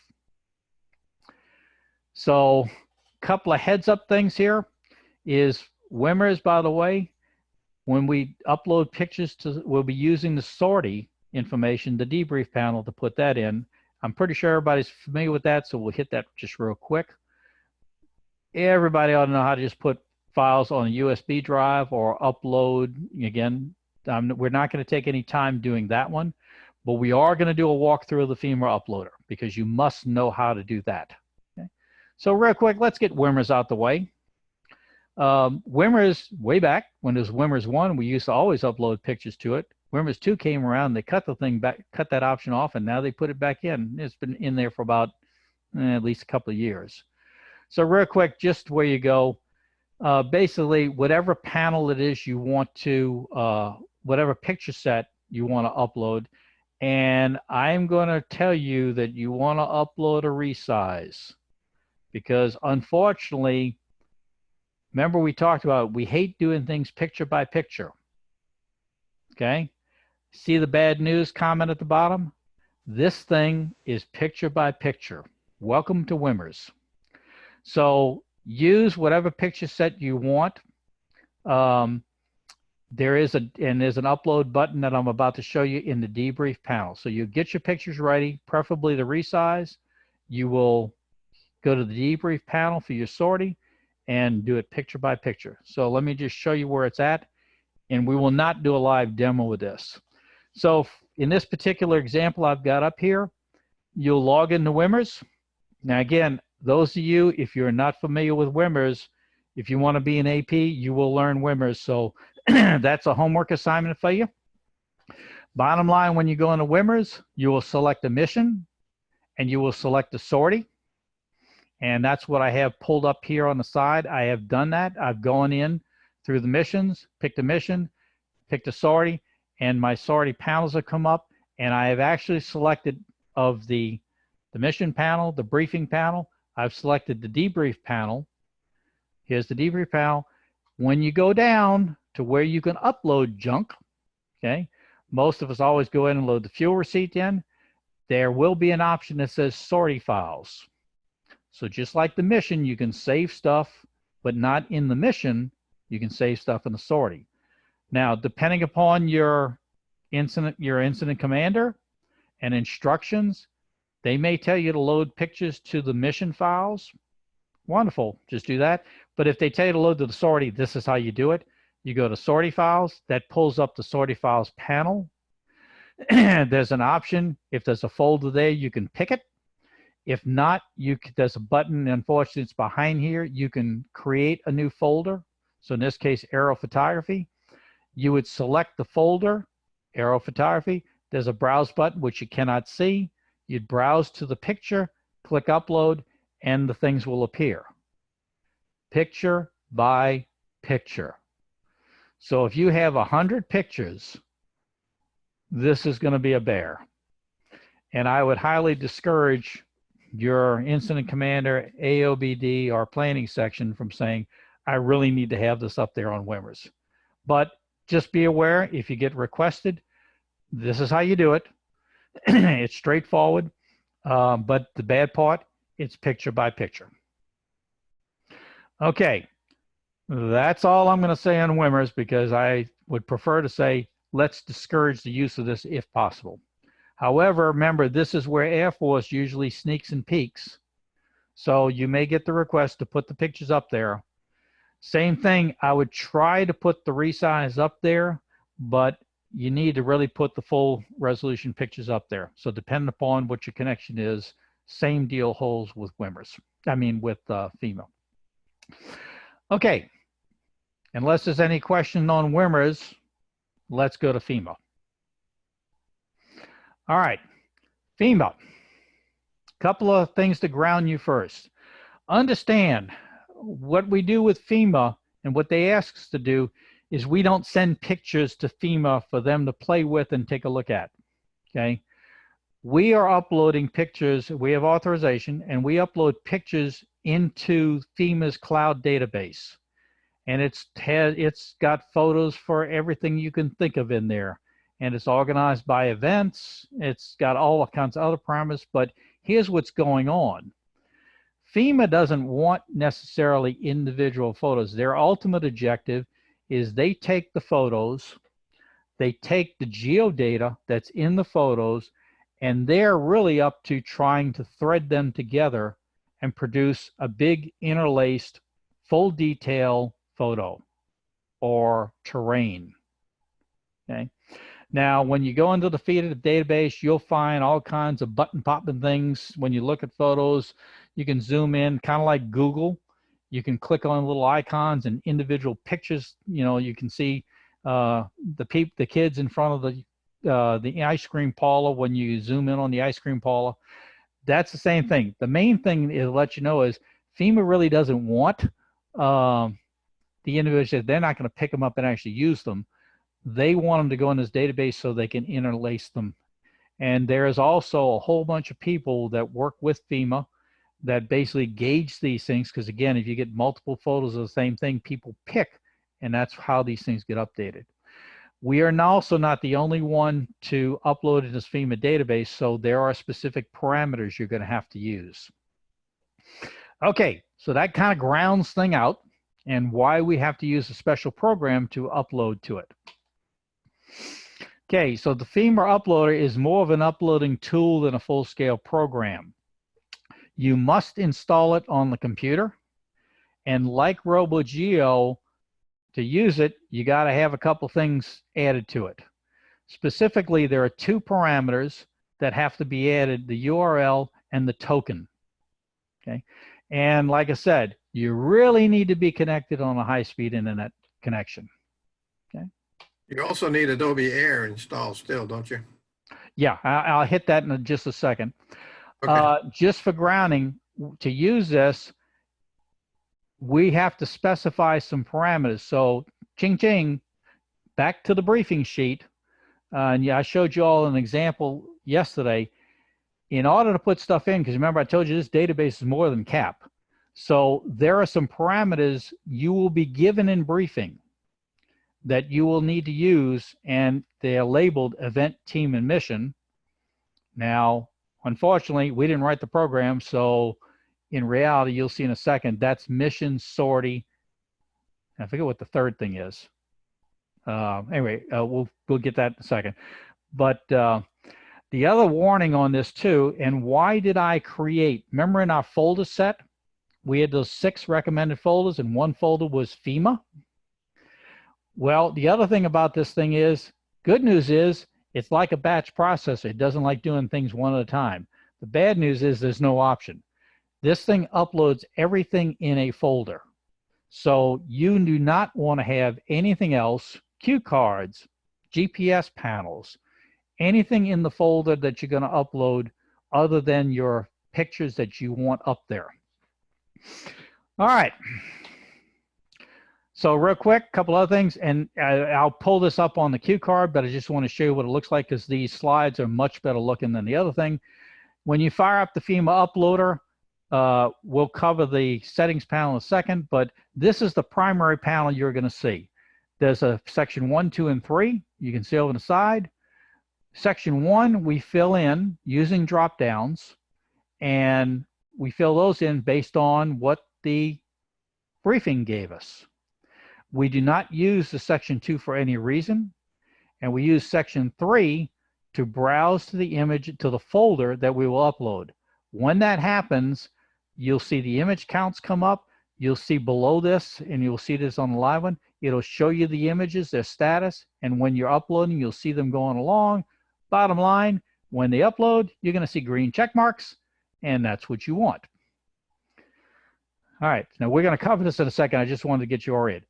However, flat warning, if you pull up the FEMA uploader, and this is the one of the screenshot, this is not the full screen again, but if you pull it up, and 2 things, that satellite image does not appear, it's blank, or if you hit the event drop down, click it, and the drop down list is blank, you got a problem. Don't go any further. Bottom line, what has happened is the server validation has failed. Either you're not connected to the internet, and you absolutely must be, or you have not got a valid URL and token entered in the settings. So this is just a flat warning before you try and do anything. If this didn't work, come up with at least that satellite image, you got a problem. So let's go ahead. Again, I'm trying to keep this moving here. I'm going to ditch our little photo processing cue card.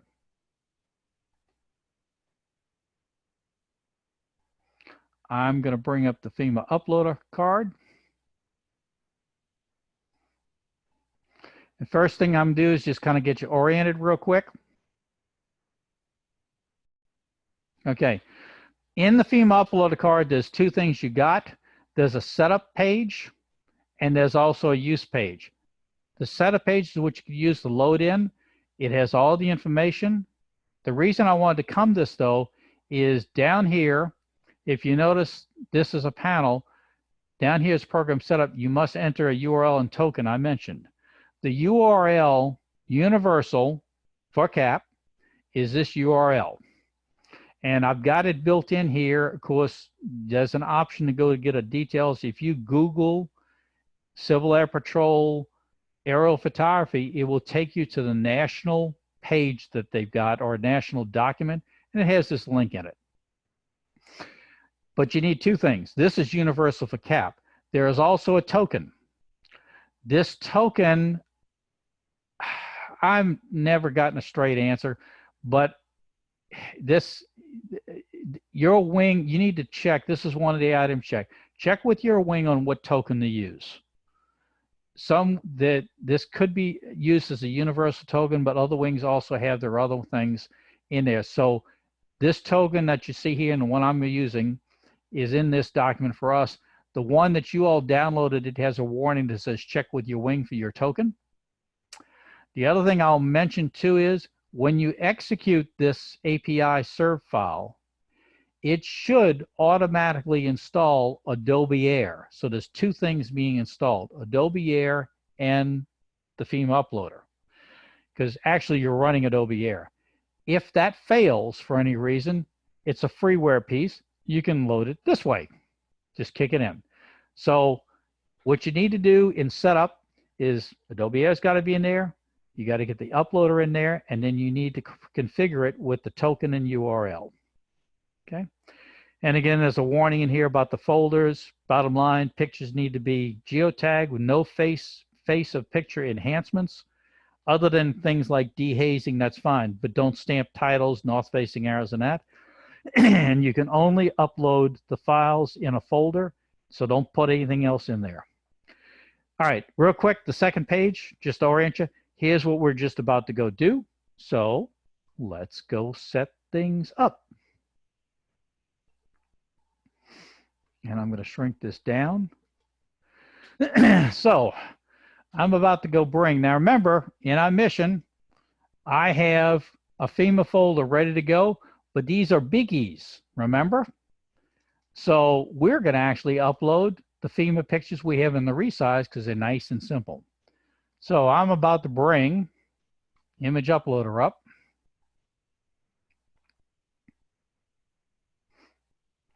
All right, real quick. Remember, here's the panel opened up in full screen mode. Let me shrink it down a little bit. Get it resized for us. Okay, remember I told you, warning, if that nice little satellite image doesn't appear, you have a connection problem. Also, if you notice there are 3 drop downs here on the event, notice it populates. Whereas if I do team, notice it's empty. You don't have those, you got a problem. Real quick on settings, there's an upload panel, settings. If I click on settings, here are the 2 places that you upload, and you just follow the cue cards. It tells you what to do. You put the URL in here, you put the token in, and you save it. Okay. Be aware when you put the token in, it automatically puts this front end. So if you see this question API key equals, don't be alarmed. It's supposed to do that. Okay. So let's go back to here. All right. Now, let's go do our upload. For it, here's the thing we will be following along. You should have been given what to use. And notice, I've got a little decoder here. Bottom line, these 4 labels, event, team, and mission, are done by FEMA. What we want to load is, what is the CAP event? The team, what is the mission number? And mission, what is the sortie number? Okay, that's our guidelines we want to use. So you will need to have first gotten the CAP, whatever the event is, from your briefer. Okay, and that had to come from somebody to the mission. If you do not have that, you're dead meat. Notice, here we go here. This is for an actual mission. You need instructed by the IC. You got your mission number and sortie. For today, we have a generic event called CAP training, and we're free to use that for anything we want and have a ball with it. So I'm going to go ahead and handle step 1, which is create this, and I'm going to show you about what I do about team and mission. I hit the drop down, and a couple of things. You can either go scrolling down. You can see there's all kinds of junk in here, and you have to find it. If not, you can start typing it, and it'll come up. Now, that's a generic one for everything. And also, notice there's no button here. You must find it in the drop down. So your mission number, if you're on an actual mission, somebody had to go configure, FEMA had to issue that number. So that's where we come down to here. However, when it comes to the team and mission, which is the mission number and sortie, if you remember in WIMMERS, When you go in to sign yourself into a women's mission and you put yourself in, there's an option to say what your home base is or what your base is. And you know, as well as like with vehicles and a few other things, if it's not in the list, there's a button to add things like add a location. Well, this works exactly the same way. Once I have CAP training in, these other two drop downs will activate with whatever they happen to have in here. Now, this is a whole bunch of junk in here. If mine is in here, great. If not, you have the option to hit this new team button. I'm not going to do that because we want to move on. But you can do a new team, add the mission number, and then you'll be able to select it. Same thing with the sortie. You can hit this, put a new sortie in, and use it. Just for fun, because we don't care, I'm going to take this one. And notice the mission now will open up with sortie, so I'm going to choose that. I don't want to waste time in our little thing because I want to keep moving on. All right, so real quick, to upload photos, execute step 1, put in what the event is, the mission, and sorting. Part 2, skip it. Boom. Part 3, locate the folder with the browse buttons and select it. I'm going to browse. For the purpose of this demonstration, I'm going to go to desktop, to the AP folder, to the North Shore, and I'm going to use the resize folder because I want the quickies. When you do, it tells you how many images. The images pop down here and shows you the status. Okay? Once you're ready, you hit the start upload button. What you will watch is you will watch the things go on up. You'll see a green, basically you'll see these things go green with the satellite, and that's how you know you've uploaded. So you'll also see this update. So let's do that. I'm going to hit start uploading. Off to the races they go. Notice how quick that was. You didn't even see the upload number move. I got 4 complete. Everything went green. Everything's loaded. To show you that a little differently, browse. Don't use the resize folder. I'm going to use the FEMA folder with the big guys. Okay. And tell you what, let me clear that first. And now let me go back and get that folder. I don't want it to reload the other ones. Now these are the same picture. Remember the big ones? You'll be able to actually see it better doing it this time. So now I'm going to start uploads. And now you can watch and see it going after the photos. You notice in the status, you see the number uploading, the number completed, and same thing, it shows loading, and what you're looking for is all to go green. Now, you say, that's great. How do I know it really did it? And here's where I'm about to give you religion. You should trust in FEMA. In order to go look at the pictures, there are ways to do that. They are a freaking nightmare. So I would suggest to you that your job was to upload them. You upload them, you got the green arrows. Trust in FEMA. They are all knowing and all wonderful, and that the pictures are out there. Don't waste your time going to find them, because you will be forever doing that.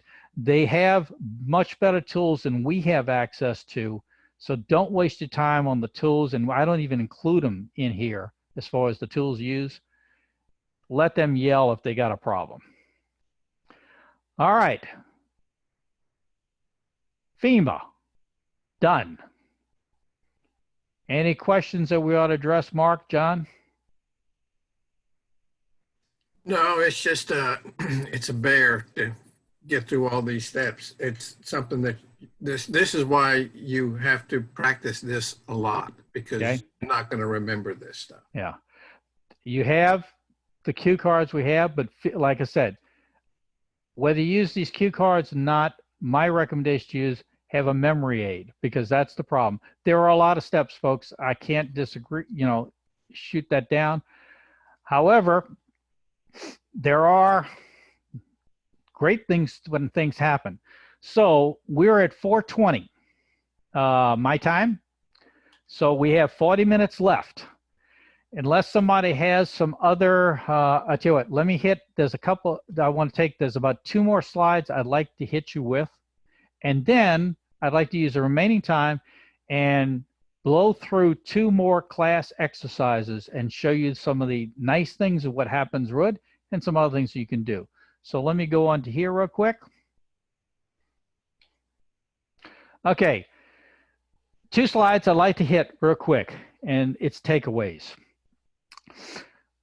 Remember nothing else if you want, except what I have on the screen. Number 1, I need you to be valuable to CAP. I need you to get qualified, but I really don't care if you're qualified or not, because if you're just qualified, you are useless, because I guarantee you, you may get away with being able to take the pictures, but you're going to probably fail in the processing and delivery pieces, or worse, you're going to make the processing and delivery pieces fail if we have processing teams, okay?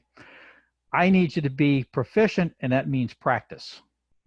So 1 mission every 3 years, not going to cut it. I forget things, and I use those reference cards for that. So be proficient that, and notice the 3rd bullet here, use some type of aid.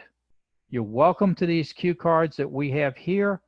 They're organized around real life, but you're free to use tools of work. The end result here is that bottom item. So use whatever you want. The other critical thing is, besides being proficient, is when you're in an air crew or when you're in a ground team, work together as a team, okay? Figure out what y'all are doing ahead of time, know what each other's doing, know how to communicate, figure out what to do, bottom line, get the shots. Don't fail the mission. If you fail things up in the front, we can't Band-Aid them in the back. There are some things we can do at the sacrifice of time, but example, if you do a motion blur shot, I can't do very much at all to fix that. I can get rid of a plane part, but I can't fix motion blur. I can't fix a blowout picture. But if you work together as an air crew, figure out, again, back at your briefing, everybody get on board what you're going to do. When you're flying, make sure you keep communicating. Check your pictures before you leave the target and communicate with pilot, okay to go. If you work as a team, you will succeed. And the last thing out of all this, though, the only thing I need in your memory is what your role is, which is everything, the whole thing boils down to this. Get the photos that the customer wants, not what you want to give them, what the customer wants, as fast as possible. And if you have the ability to expedite the process, like I said, with FEMA, if you the world's wonderful. If you've got a GPS enabled camera and your customer is FEMA, I can skip a lot of stuff. So there's my 2 takeaways, my takeaway sheet, and I'll leave you with this last one, and I hinted to this earlier. What I'd like you to do is you can take the one we just did. It is in your student class exercise kit, but I did not let you follow along with me. I did not want you there. I'd like you to go ahead and try and do what we did with the North Shore set, okay? Take it all the way through processing and go delivery. You have access to the FEMA database, okay? The other thing I mentioned too is, this is for the outer wing people, is make sure you know who your local contact is, your wing contact, region, group, whatever, but make sure you know who they are and get in contact with them, because you do need to check. We presented you basically the NISA format course. It is adapted with some Louisiana specifics, but for the most part, it is the NISA course. But so this should work fine in your wings, but your wings may have some specifics that they want to do. For example, Mississippi only uses FEMA format pictures. North Carolina, I think, Mark, or South Carolina, one of the 2 Carolinas only runs FEMA. So guess what? You don't need to worry about the other things. You still need to worry about RoboGeo and UrbaView to fix the photos, but you don't have to worry about some of the foo-foo dust stuff. So there we go. And basically, this is the course. As I mentioned yesterday, your squirters will be updated based on the registration control system. We'll have those posted for you by the end of the week. You also will be reading, now of course this may take a little time because I got to get a couple people to sign these things. You will also be being sent one of Louisiana Wing Training Academy certificates for the course. You also get a copy of the class participation documentation for your records. So those will come to you probably in the mail. Louisiana Wing folks, they're going to go to the unit commander and he can hand them out from there. But those of you that are out of wing, those will come directly to you in the mail. Okay, that's the end of the, and you don't need to know software download, so I'm going to kill the slide thing. And if you don't have any other questions right now, I'd like to run us through in the time we have left and blast another one of the class exercises. Okay, I have a request from Cindy that show her how to install the Photo One RCF file into RoboGeo. Another comment that I would like to make, Rick talks about being qualified and being proficient. Being qualified is checking off all the stuff in your SQTR and doing your 2 check rides. But beyond that, being proficient means being able to do it next time. And the example that I would use for that is that we had a mission in Louisiana, an airborne photographer, excellent photographer, go up, take pictures, process them fully in the back seat of the airplane on his computer. When he got out of the plane, went straight to mission base and uploaded the files. That would be like the platinum standard. 3 months later, we had another mission. He couldn't process the pictures at all. That's proficiency. Okay. All right. To hit your question, I mentioned this before, but we'll do it real quick. The question was how to get that Photo One RCF file locked into the program. So real quick, I'm still sharing my screen. Okay. You'll bring up the RoboGeo program. Under File, go down to Preferences. You can also get it, if you notice from the left side menu, there is a preference button down here. I just prefer always do it here. This panel will open up with the preferences. Up here though, there's no configuration file here. Up here in the upper left corner is the word File, nice and hidden.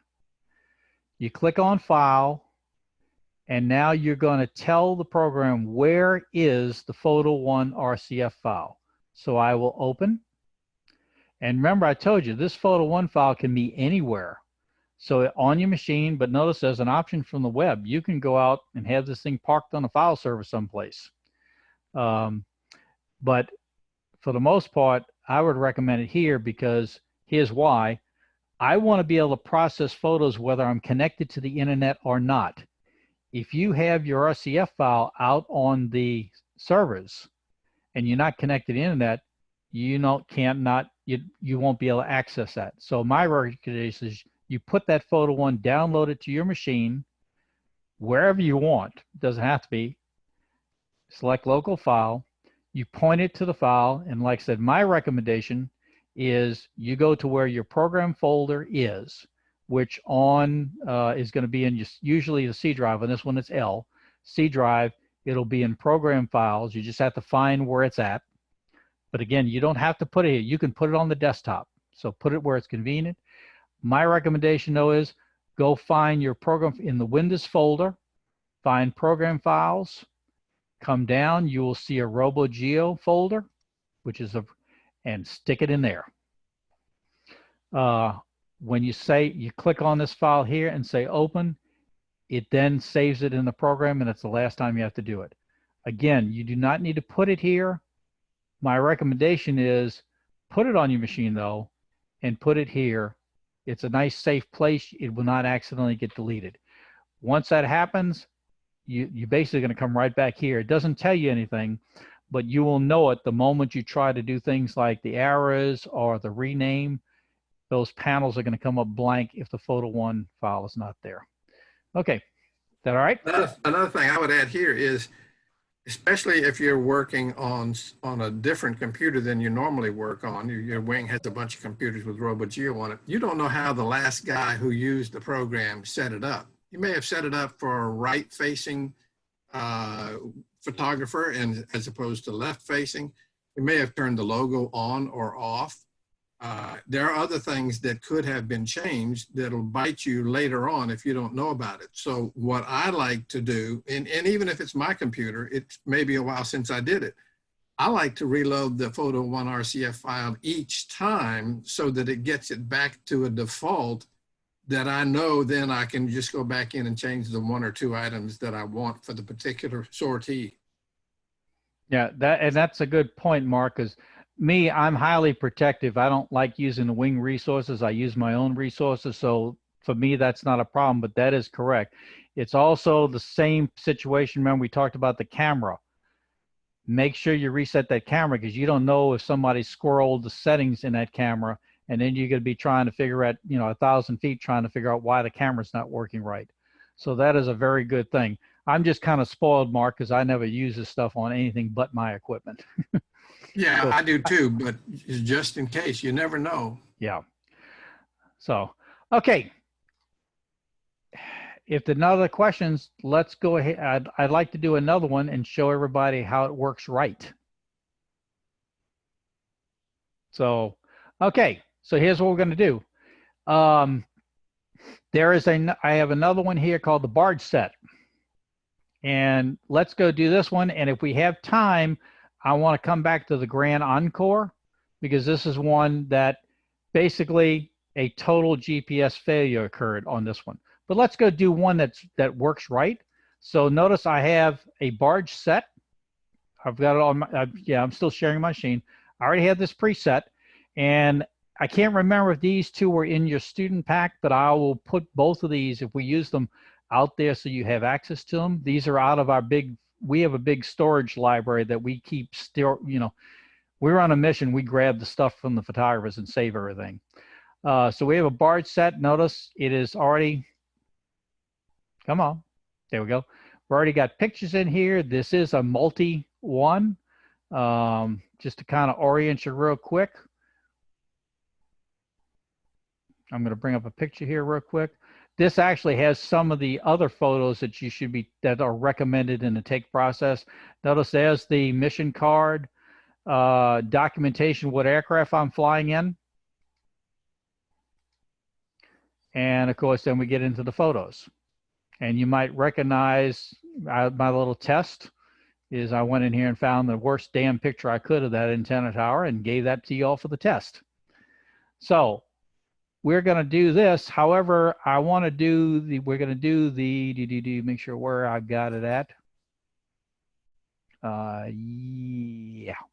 Okay. We're going to do, I'll just give you a quick preview. Here's the one we're going to do now. So notice there's a target card. Well, that says radio. Here we go. Barges. Barges. There's the shot sequence. So here are the pictures we're going to be looking at. Notice you do have multi-shots.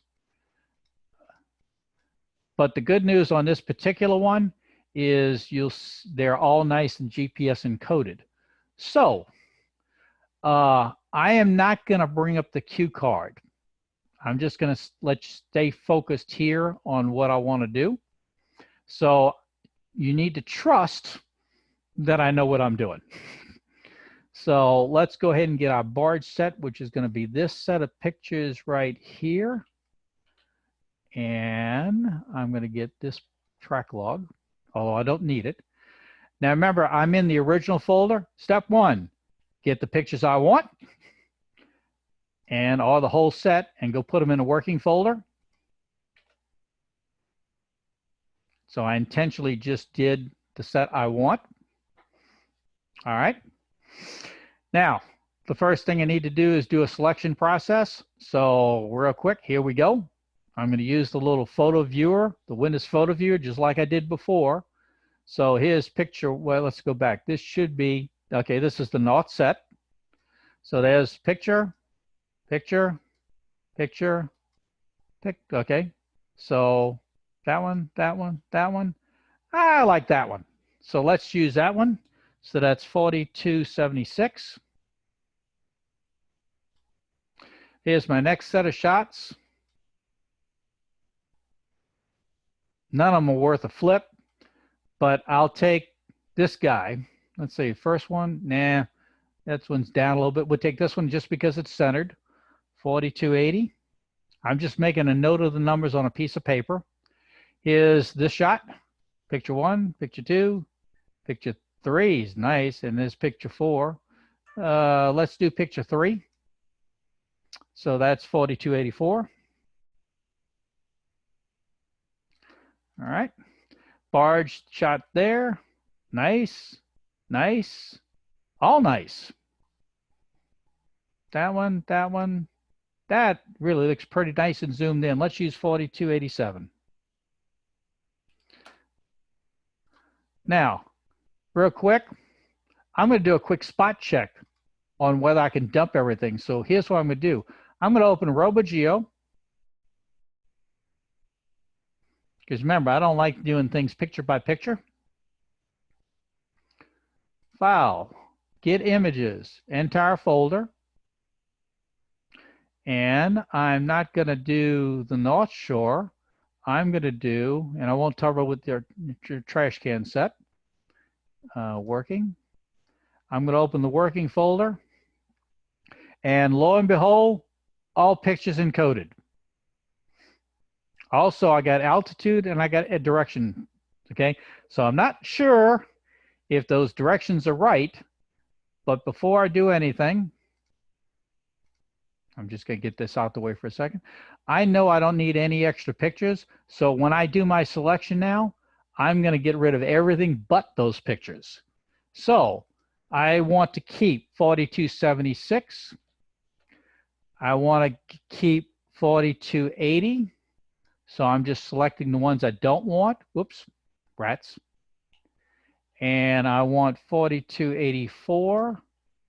So I'm control clicking the ones I don't want. And I want 4287. So I'm going to delete all the shot cards, the target cards, the GPS track, and the extra shots I don't need because reason, I already checked. They're all GPS encoded, and I already checked my shot sequence, and I know my shot sequence. So I can just get rid of it. Okay, next step. I need to go, now I can take a look at them. If you think these pictures are good enough, we could just upload these right to FEMA because let's just, and for this example, my customer's FEMA. So I got 4 good shots. If I thought they were good and don't need anything else, I know they're encoded, I could go right to FEMA Uploader. But I've got haze. So I am going to go ahead and pass them through. So I'm going to bring up EarthenView. I'm going to bring up EarthenView and I'm going to do the first part, which means I will be using the batch processor and fixing the color and haze. Here we go. If you got your cue card, just follow along with me. File, open, and I want to go get the barge set, working folder, and remember, just pick one or anything, no matter what, and it's going to open. I then want to use the batch processor to clean it up. So file, batch conversion. Batch conversion comes up. What I want to do, where I put it, what's available, what I want to do it to. What I want to do, advanced. Check auto adjust colors. Do not check resize. Okay. I've told it what to do, where to put it back in the working directory. Of the pictures, do it to all of them. Start batch.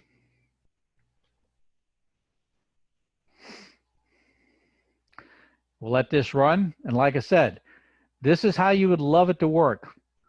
Do your job in the plane. Make sure your checks are done. and that you got good photos and that they're geotagged in the plane, and you may not even have to do what we're doing here.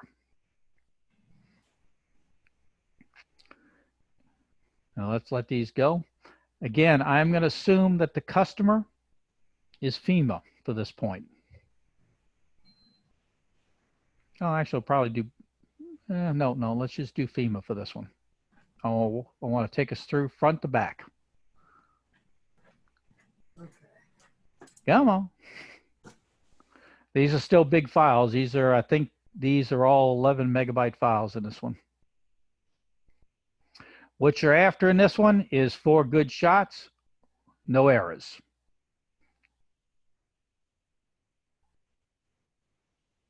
Bingo, 4 files, no errors, 4 warnings, but that's because I overwrote the file. I'm good. Exit the batch, and I'm done in here. So I exit out of OrphanView. Now, I know these things are GPS encoded. So I don't need RoboGeo, because remember, if I bring RoboGeo back open, I can just do it if I want to just check. I'll just go ahead and open up the bar and set that. I'm just going to verify that they're encoded. They are.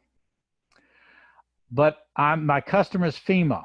So therefore, I don't need to worry about north-facing arrows. I don't need to worry about titling. I don't need to do anything unless I want to go ahead and resize.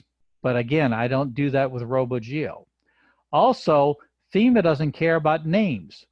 I don't need RoboGeo. So guess what? If in the plane I did my job right, I come here, I might have to do a little color correction, but basically I'm done. I can go ahead and load. So do I need to go move stuff around the folders? Nope. You know, I can do that as a matter of practice, but let's go ahead and bring FEMA Uploader up. Because it doesn't matter where the photos are at. Let me shrink this down a little bit. Just don't want it going to as big a screens as I've got. Okay, FEMA Uploader is up. Remember I told you, I know it's working because I have the blue image. I will select Cap Training because that's what they told me to do. Where's Cap Training? That's California. We'll use California. Okay, and I'm lazy. No, they don't have one. Okay, let's go find Cap Training because I don't want to take the time to build anything. Cap Training. Pick a mission, pick a sortie, otherwise I have to do it. Top done, skip to, go find the pictures. Remember, I browsed to the folder, and since I was very judicious and made sure I cleaned that folder out, the folder that I've got only has the 4 pictures, I can just go to the barge set. And remember, I didn't move them, so they're still in working. Go to working, select the folder. Sure enough, it found 4 images. Everything's set, ready to go. Start uploading.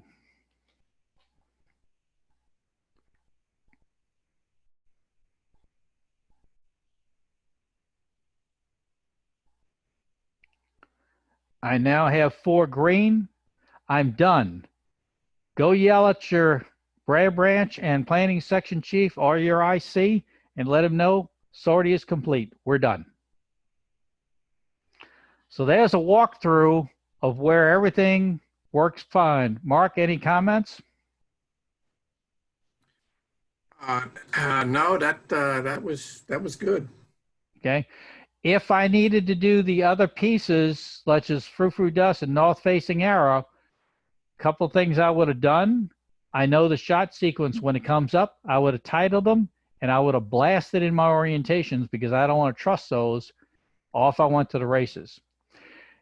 All right, since we do have a little time, how about I show you a third one? All right, I'm going to back out here. Would you all like to see a trash can set? Or how about we go handle the Red River in Louisiana? By the way, just to show you, I'll just open this up real quick. You don't have to have anything fancy. I use this for ground teams. I just went out in the backyard, took pictures of the garbage can. Used the GPS, used target cards, perfect thing you can do play with. Again, this is for the purpose of photo processing training. Okay, doesn't have to be fancy. Photo taking, hop in a car, have somebody else drive it preferably, and you can take some pictures out of the car to kind of simulate that. All right, what we're going to do now is same thing. I am going to do, because I have a fantastic memory, I'm going to walk us through the Grand Encore set, and I'm not going to use the cue cards, so follow along on your cue cards. I will move it here. But now, just to let you know what this is, we'll go to the original folder. This is a multi-mission that had multiple targets. One of them happens to be the Highway 6 bridge at the Red River in northern Louisiana. So we're going to process that group.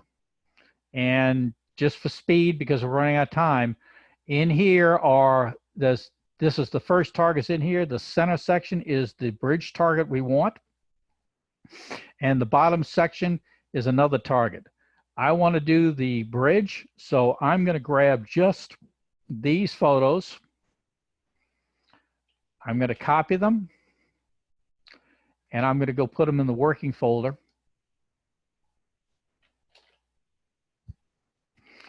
And once I got them there, I'm going to tell you two things about this mission. Go to the original folder. Item number 1. There is no GPX file. So guess what? Don't have a backup GPS. Item number 2. On this, and we can go check, but just trust me on this one. The GPS in the aircraft did not work. All photos have not been encoded. So, but that doesn't bother me, because watch what I'm about to go do. All right, let's start off real quick. First thing I'm going to do is go to the work. I got the working folder loaded. So I'm going to bring up my pictures. I'm using Windows, and I'm going to do nothing more than go ahead and select my pictures. Come on.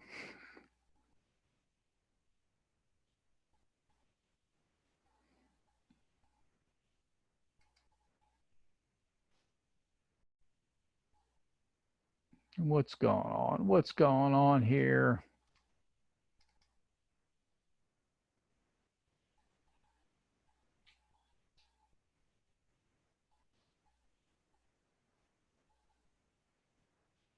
All right. Not sure why my machine must be up to something. Okay, just real quick orientation. This is the Highway 6 bridge at the Red River. Notice there's a authority number.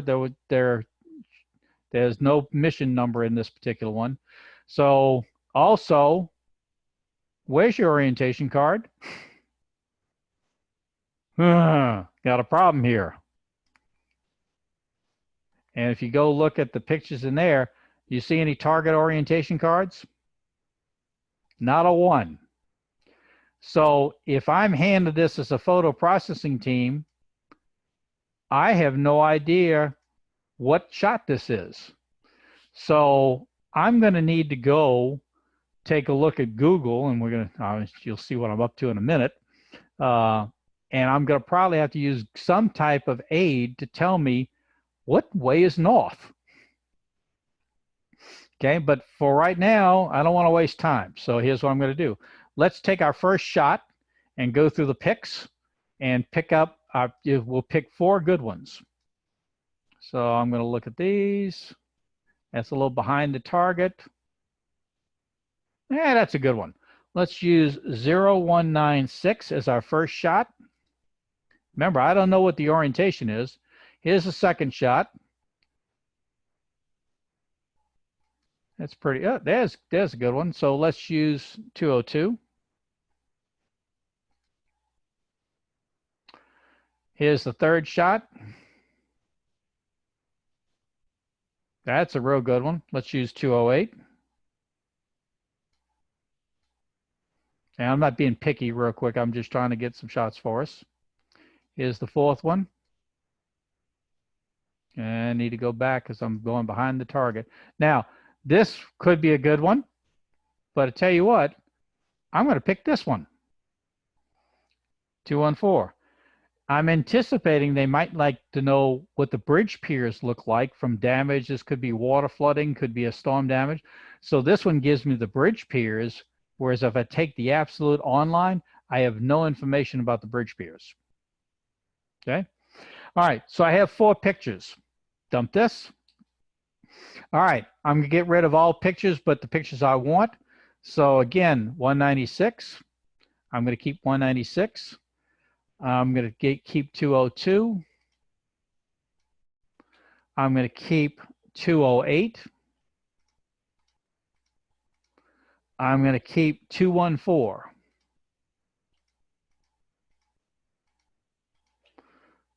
I'm deleting everything else. My only problem now is I got 4 nice photos, but guess what? I have no freaking idea what the orientation is on those things. But I'm going to fix that in a second. First things first, they definitely could use some cleanup. You saw that when we looked at it. So let's flush them through IrfanView. So I'm going to bring it in and apologize. I'm moving because I'm going to get this done before 5. So go open up the pictures. Make sure I'm in the right target. I don't want the barge set. I now want Grand Encore working. Pick any picture, say open. Here we go.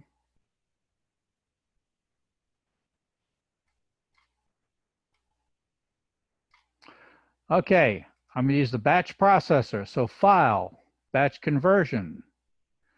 Remember the things, I need to tell it what to do. Advanced. It remembers the last thing. The last thing I did was adjust color. So guess what? We're good. I don't have to worry about anything else. Say okay. Where to put it? Put it back in the same directory I'm using. What pictures? All of them. Start. And I'm going to let it clean them up. Now, as a heads up while this is doing this, all my pictures are not geocoded. So what I'm about to do is I'm going to choose, and I don't have a track log, I'm going to use Google Earth. I'm going to just show you how fast you can do it. At the same time, I'm also going to solve my orientation problem. Because remember, first of all, if the customer's FEMA, we don't care about it because we don't need to. But if we do the other stuff, we do need orientation. So while I have Google Earth open, I'll tell you how we've solved the orientation problem. I'm good, 4 files, no errors. Exit the batch, exit this. There are my good pictures. They're nice and cleaned up. So, and I know they're not encoded, but let me go ahead and bring RoboGeo up because I need that anyway.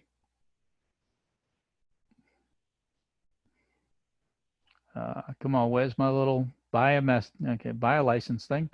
Okay, I'm in RoboGeo. I will need to do a step, so let's go ahead and do file, get our images. And I don't want the barge set. I don't want the trash can set. I want Encore working. So notice, oh, I forgot. One of them is encoded. Take it back. Okay, but there's no altitude and direction orientation on them. So notice these here, but I have problems. I don't have a track log file. So I'm going to go ahead and file, get locations. Since I don't have a track log, I will not use these 2 options. I will come down and use Google Earth. Fire up Google Earth. There's my little RoboGeo panel over here. Now, I want the Highway 6 bridge at Red River, on the Red River. Well, finding Red River, getting the right spot. But from my briefing, I know that the town, the reason it's called Grand Encore, is it's close to Grand Encore, Louisiana. So I'm just going to go to Grand Encore.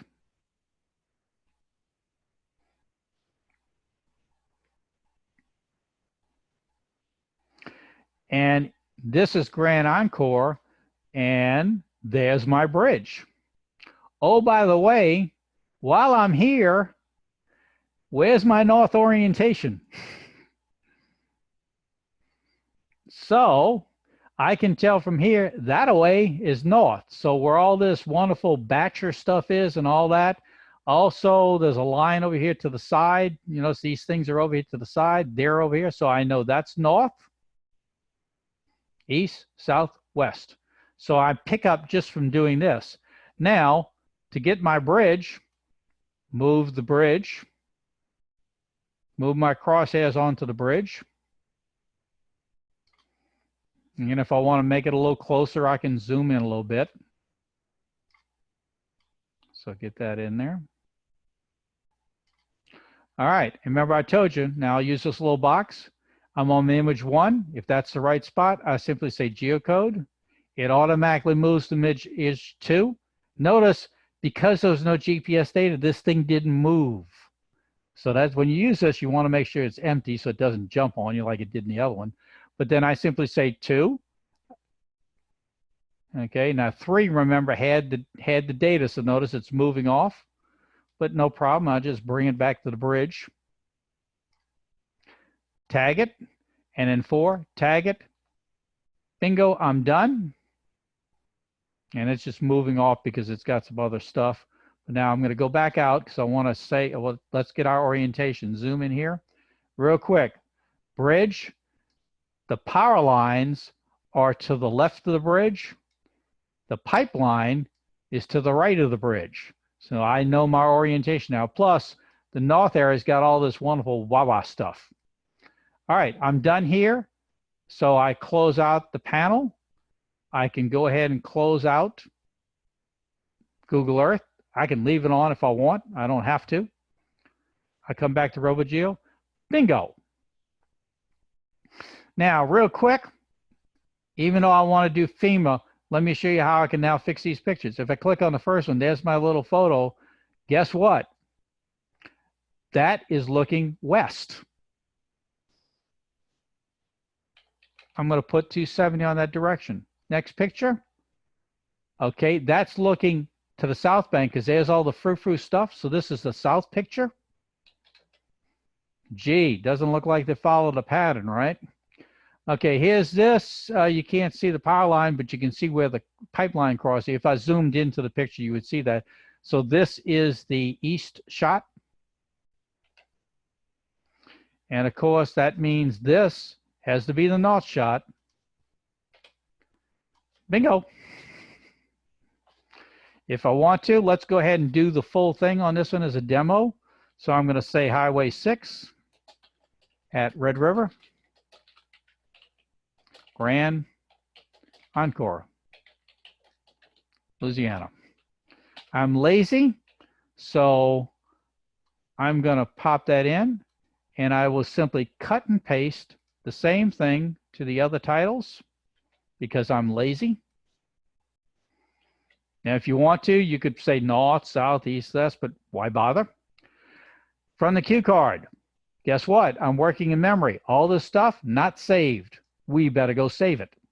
So it's step 4, item 4. Write the XF data.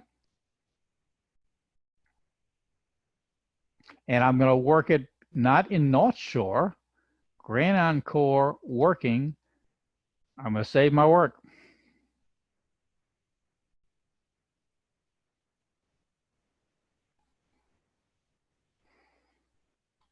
Bingo, done. Now remember, these are pictures fully encoded, looking good, nothing on the face. They are FEMA ready. So I'm going to temporarily save them into the FEMA folder for later use.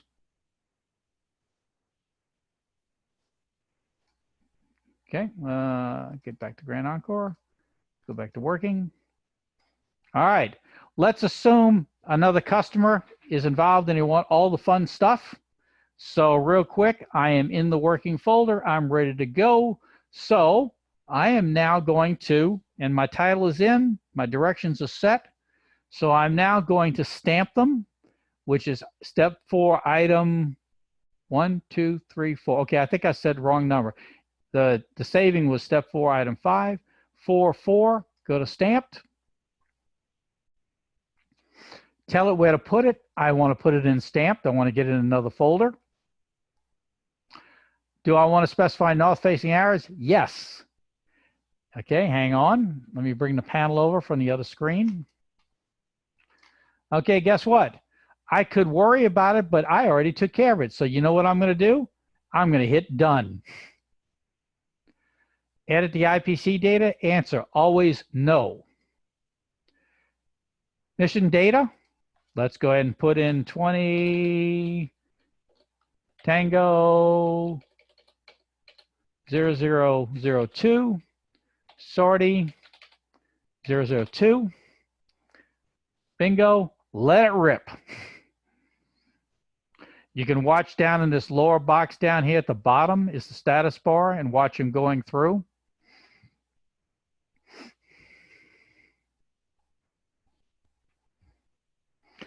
This is pretty good, Mark. I haven't had a memory blowout yet. I haven't forgotten what to do.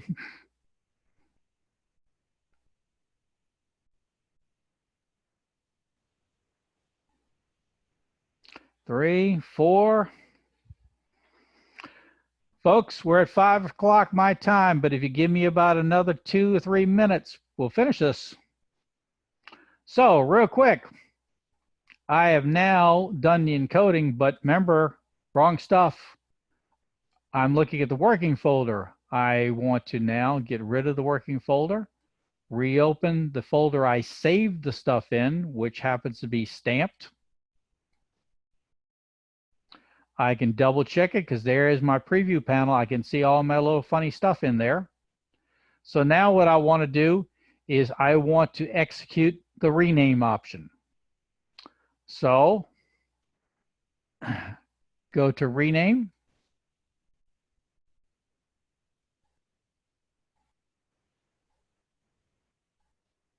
Oh, wait a second. Whoop, whoop, whoop, whoop, whoop. Wrong option. Where's my rename option, Mark? Up for it. First one. See why you need the cue card? I went to the second one. Rename option I want is the first one. Hit that. Remember I told you this panel comes up. It better be filled with all this wonderful stuff. Otherwise you got a problem. I say rename. It says where. I'm going to put them in the final folder, but not in the North Shore. I'm going to put it in the final of the Grand Encore. It is fast. It is done. Just to check, there are my pictures. There's all the nice titles. If I pop open the picture, come on. There we go. There's all the foo-foo dust. North arrow, titling is done. Emblem is done. Footer is in place with all of its data. I'm ready now. If I want to, I could go do a resize operation. I'm going to skip that right now. But may say I need to now move into delivery so I can deliver these 4 finals to whatever method needed. And oh, by the way, I can also go deliver them to FEMA because I saved them in the FEMA folder ready to go. There is a whirlwind tour because we used what, 35 minutes from when I started? We just blew through 2 full target exercises in basically 30 minutes, 1 straightforward, 1 with problems. So if you get proficient, is my message, and keep your memory aids handy so you don't get forgetful through the process, you can move through these things. Now, these were simple examples where we only picked 1 target. Remember, your typical mission, you're not doing 1 target. You're going to have anywhere from probably 4 to 6 targets in a flight. And you'll need to produce, handle those. So again, some of these steps will lengthen out, but real quick, just an example of, we showed you one that works. Everything was done good in the plane. So we basically were able to track right through. Even if we have a plane set that has some problems, if you use the shortcuts and the key aids, you can blast through them. And of course, the big North Shore set was our training set, which had all kinds of stuff we played with. But bottom line, had we done that one in an expedient fashion, we could have gone through it. So when you're proficient, you can move through these. If you're not proficient, It takes a long time to call up somebody on the telephone to tell them that you haven't done this in a while and you can't remember how to do it, and then have them try to talk you over the phone on how to do it. So there's my messaging again. Be proficient. Make sure you deliver what the customer asks as fast as possible, and work with your air crews to make sure you all are working as a team. And guys and gals, you all will be successful. With that, I will shut up. I'm going to stop my share. If anybody, Mark, John, you want to add anything? Practice, practice, practice, practice, practice, practice. Okay. John, anything you want to add? No, I'm good. Okay. Well, folks, this has been a whirlwind. It's an 8-hour course that it's packed with a lot of stuff. You've already got the homework assignment slides and the expectation slides. So all I want to do is say thank you. Working the questions through the chat room has kept us on time. I really appreciate y'all showing the interest in these CAP missions and having the desire to want to help out CAP, because again, remember I started this out, CAP's ES program out your old traditional missions are going away. These are our missions we're getting now, and we need to execute them so somebody else doesn't come on to take our missions. With that, thank you all. Feel free to send some emails. I will be loading up. Well, it'll take some time, but we'll dump the video system. Oh yeah, John, if you want to kill the recorder. We will be working on getting the videos we did today